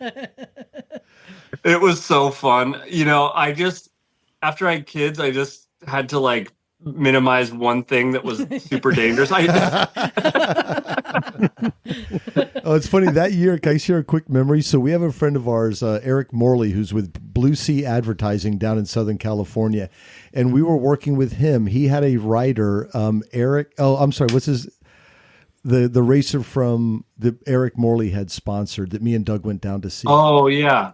The beard guy who builds the custom bikes Oh. in Alcola, Tennessee. Yep. Anyway, we went down that was the weekend we went Okay. down to watch him flat track race with his bike. And what was funny, Eric came up with his son, who was 15 at the time. He had built a custom mini bike, and he just rolled it into the show without telling anyone and put a sign up next to a post. And he's like, hey, I just rolled my little mini bike in. But that was a really fun year. The music was great. The mini bike racing was fun. But it does seem to get better, like literally better every year. I think the organization's better every year. I think the art is always impressive. The helmet art is always fun. Yeah, that's the thing. Yeah. It is a And you can get a perfect hot blend toddy. of music and art and motorcycles and food. 40 and cal just- customs. So Yes. That was it. for somebody who has never He won that year. somebody who's never been to the One Show, tell us the one thing you would like to say to somebody who's never been to the One Shows. Maybe, I don't know, it's a custom bike show. There's going to be a load of hooligan people there, which there are. But, Literally, the I'll flat track concede racing that. is a little hooligan. But what is the one thing that you would really like to stress about your show that you're, perhaps the most proud of? I mean, I think everybody that goes to it gets something out of it, but that thing is very unclear. Maybe it's a bit of inspiration. Maybe it's a new friend. Maybe it's a wife. I don't, everybody kind of, it depends what, it's like a pilgrimage, right? Like Right, if you're yeah. looking, there's something there for you, Well, for us, it's like a family reunion now. That's when we get to Right. run in and see everybody. And that's you know? why I'm so sad I'm not going. For me, it's about 12 hours behind the wheel. And it forms a pattern because when I'm driving up, I'm very, very excited about being part of the show. And the first year I had the pink turbo bike, and then the second year I had the purple Trident in there. Third year I had my green Moto Guzzi in there. And I do always the same thing. I'm always excited driving up to the show. And then the drive back, I'm planning next year's build. And I'm drawing inspiration from what I saw. And I thought, damn, that was beautiful. And then I've got all this time on friggin' Interstate 5 to think about the next build. So and I'm sure other people are the same. There's so much inspiration there, and it's so eclectic. There's no genre of bikes there. There is everything. Ooh, yeah. I have a question, since I want to know what else I might be missing. Will Bert Furness be making an appearance? I mean, he usually shows up in some capacity. I mean, he's around. He's usually around, but just hard to always find him. I get really embarrassed to do it in public. Well, I would like to let you know that I have got a I know Bert Furness sticker on the back of my car. So. I hope you never wash any of those clothes, too. I'm starting to get jealous because people like him more than me, so it's It's a cross we all have to bear, darling. No, you know what? And talking about, going there every year and seeing the changes. And I'll tell you something that I've been really enjoying. I used to see you hectically running around the whole time. But I think last year I saw you spending a lot of time with your kids and just walking around and being a parent and letting the show just happen around you. And that was really cool to see that transformation in you, that you seem to be enjoying this whole other side and not stressing about it, Yeah, I mean, I just know I wear my stress well, I guess, but I definitely, I wish I wasn't the guy that had to put on the show. I don't think I was really built for this outside of being a risk taker. But the show is exciting to me. Like I love looking at all the bikes. I spend, after everybody leaves, I spend, till 2 or 3 in the morning drinking beers and looking at every single part on every single bike. And so like I review every single bike in the show, and I can remember every one that's ever been in every show. So, it's exciting for me too. And then I always put a bike in the show. I'm building the bike right now.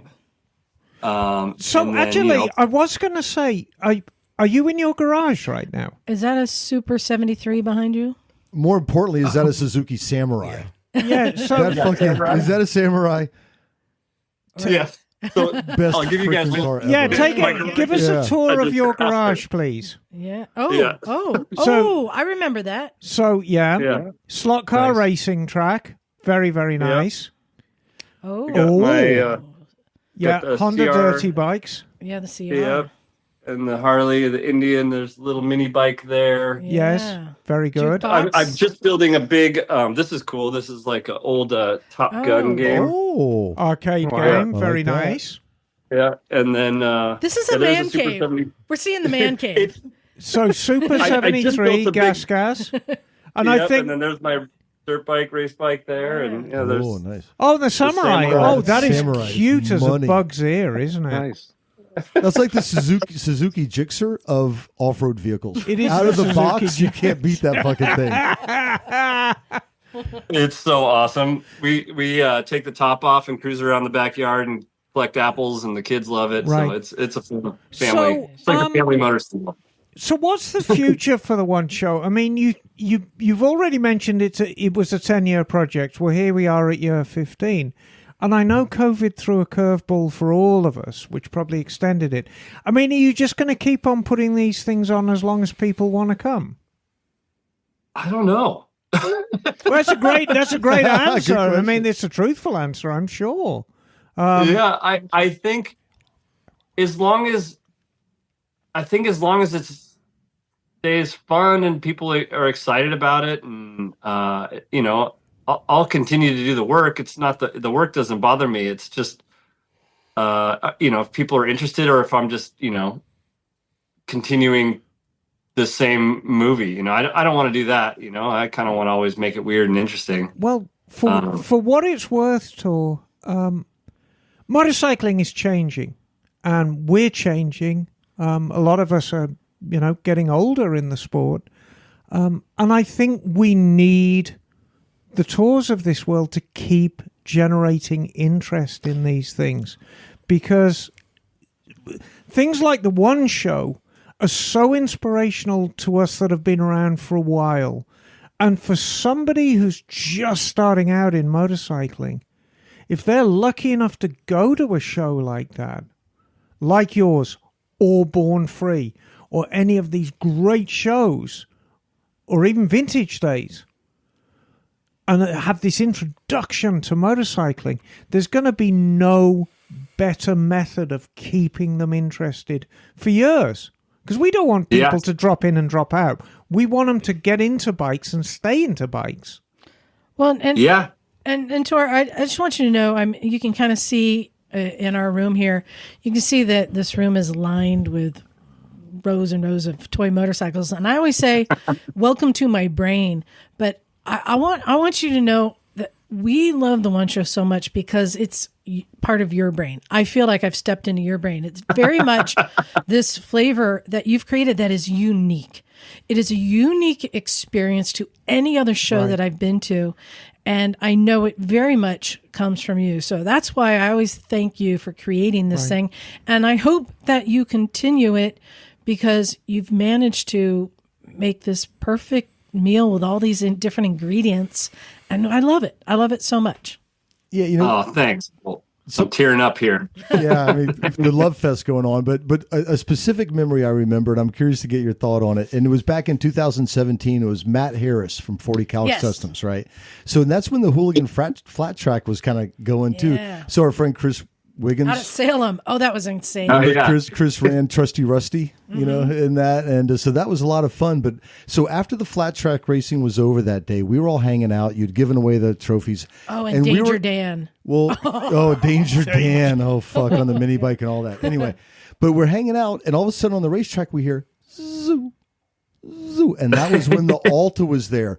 And you were rallying that Alta bike. And two things come to mind is I wish the Alta was still around. But back to the innovation you do. I love this shit with you and Josh Hill.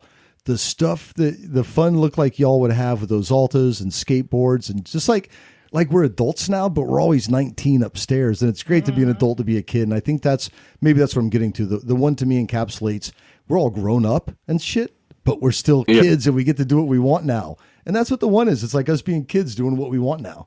Yeah. Anyway.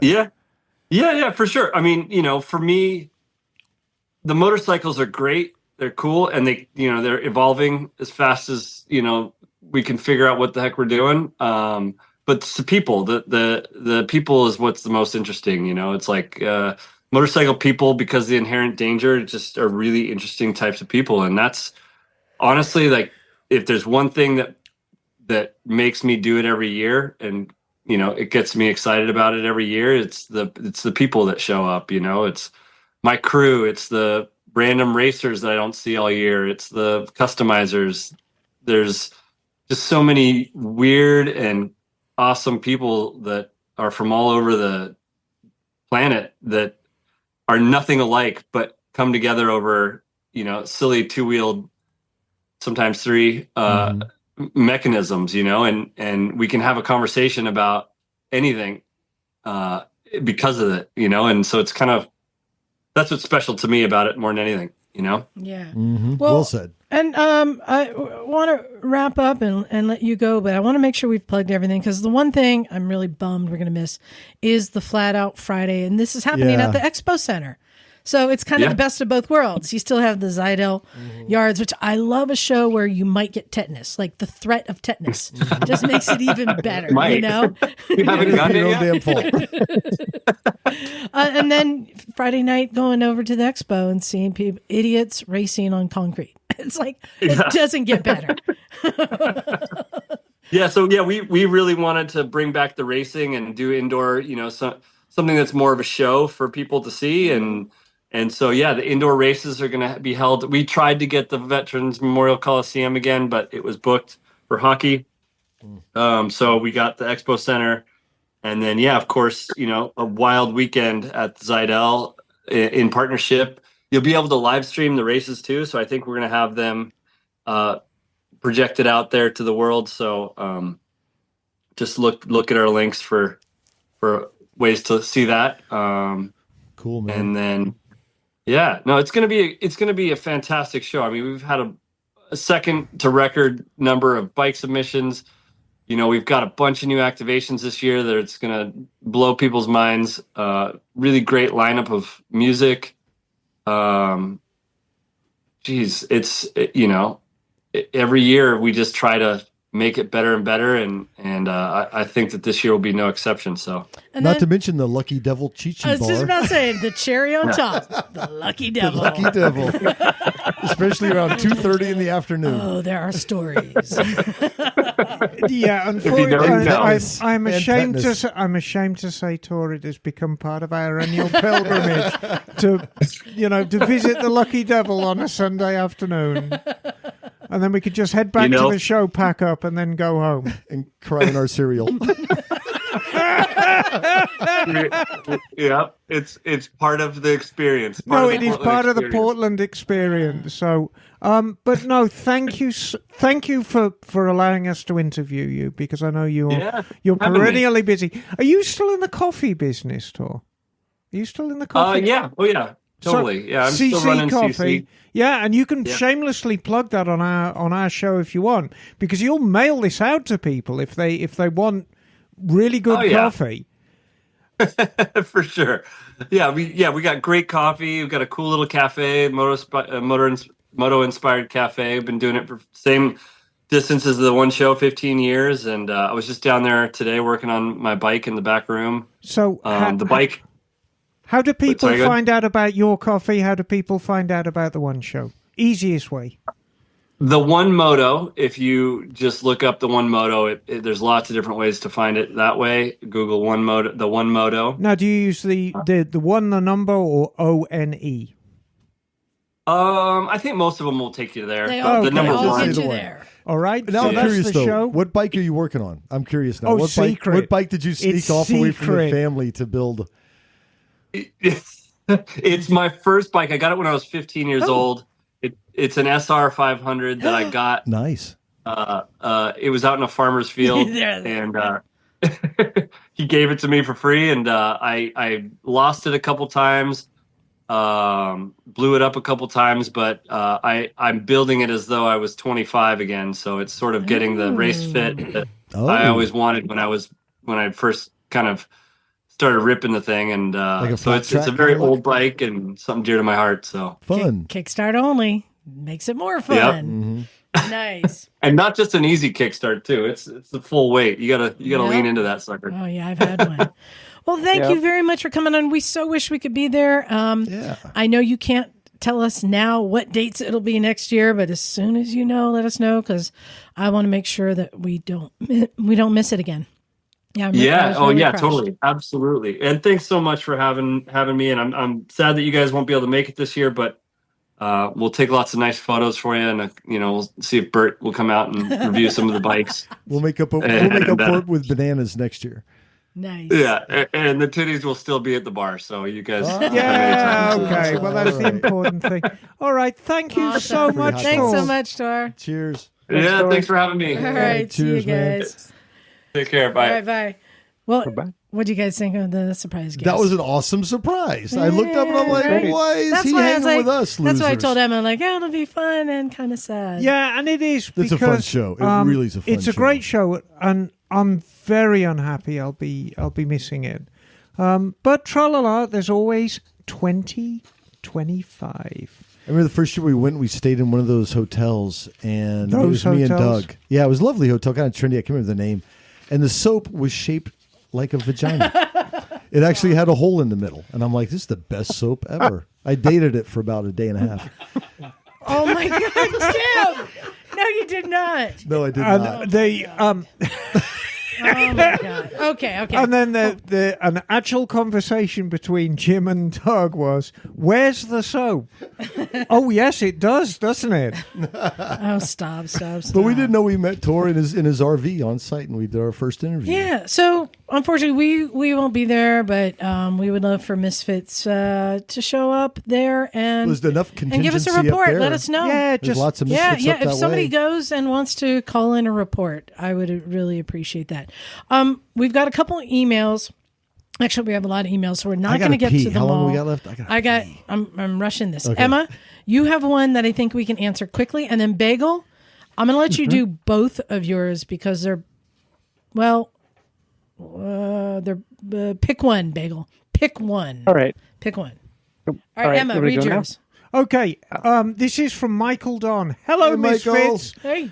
Question: why do engines seize? Is there any preventative measures one could take?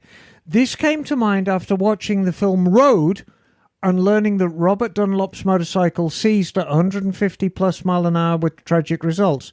Trying to keep the shiny side up. Mike D, Southern California. The D is for dangerous. Yeah, Oil.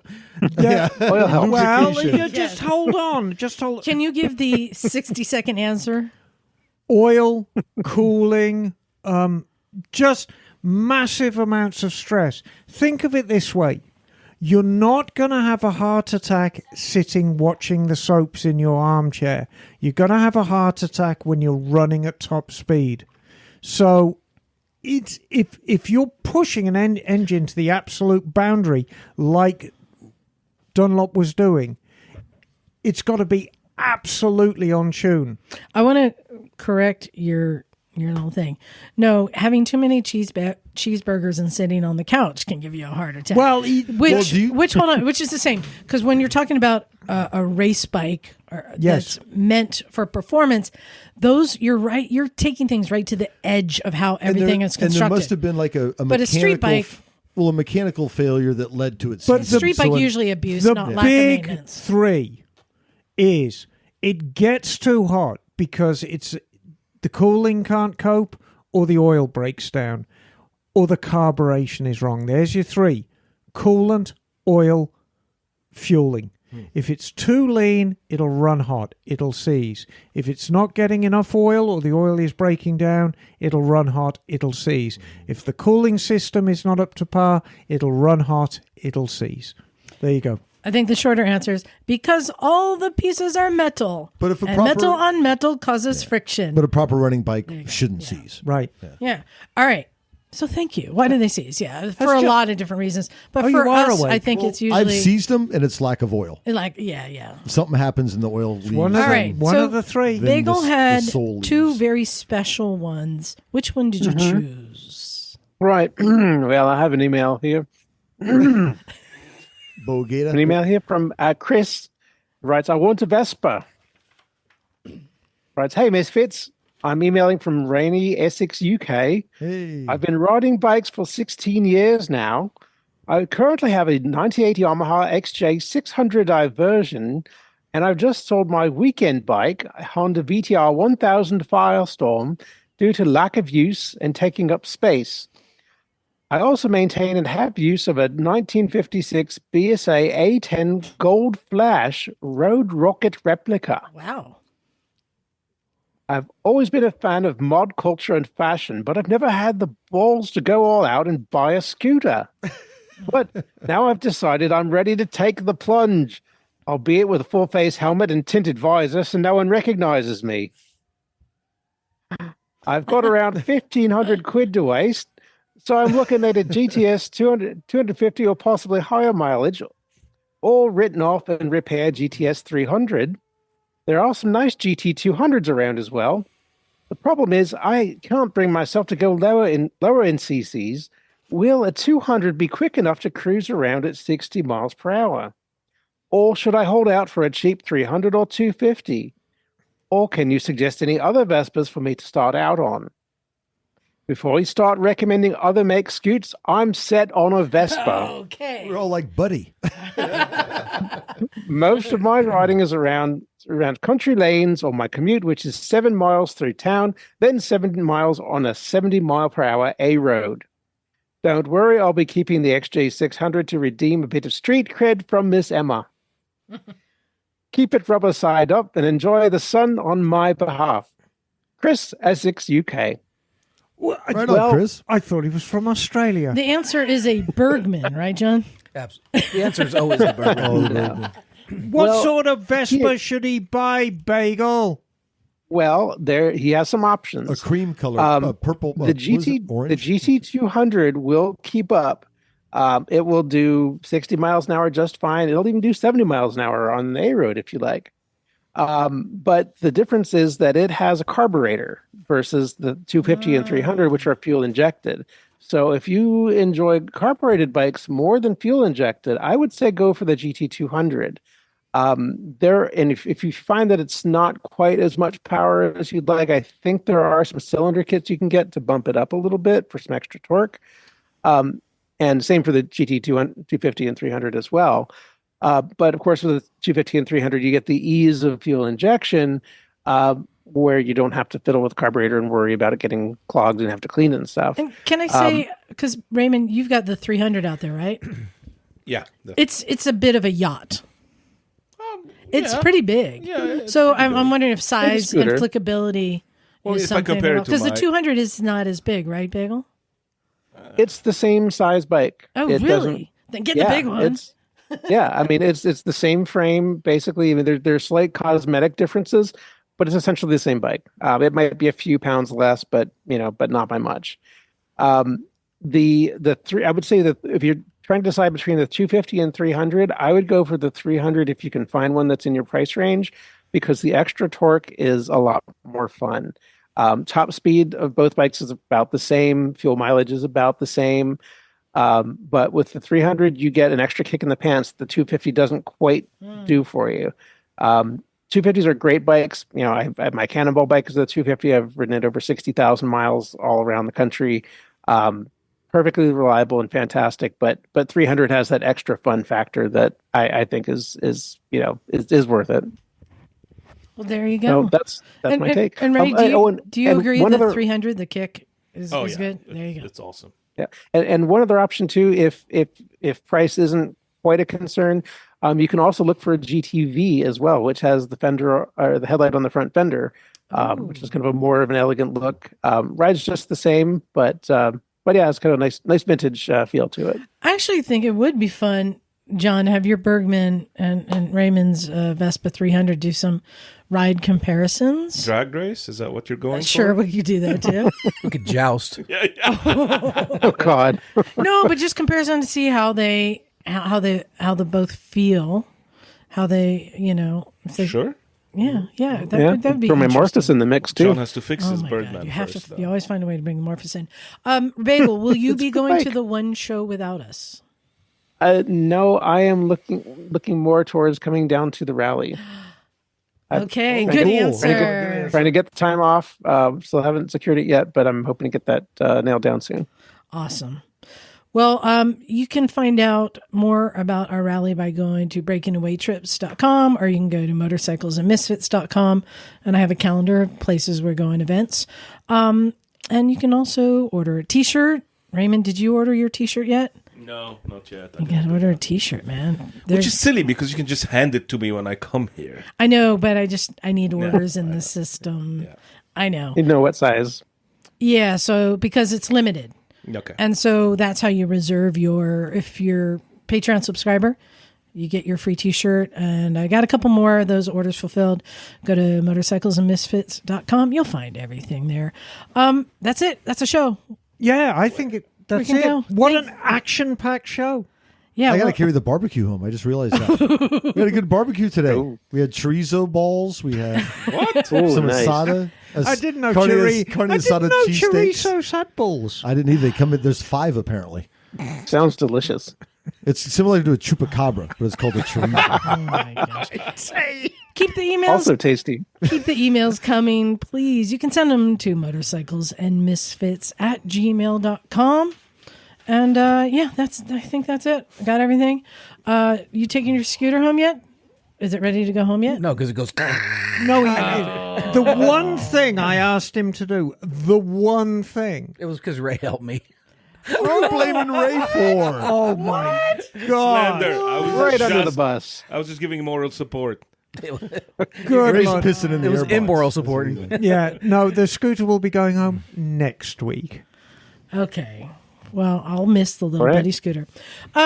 So yeah, big thanks to all of our listeners, Yes. and thanks to Thor for coming on and telling us about everything we're gonna miss. Yeah. Oh, well, next year.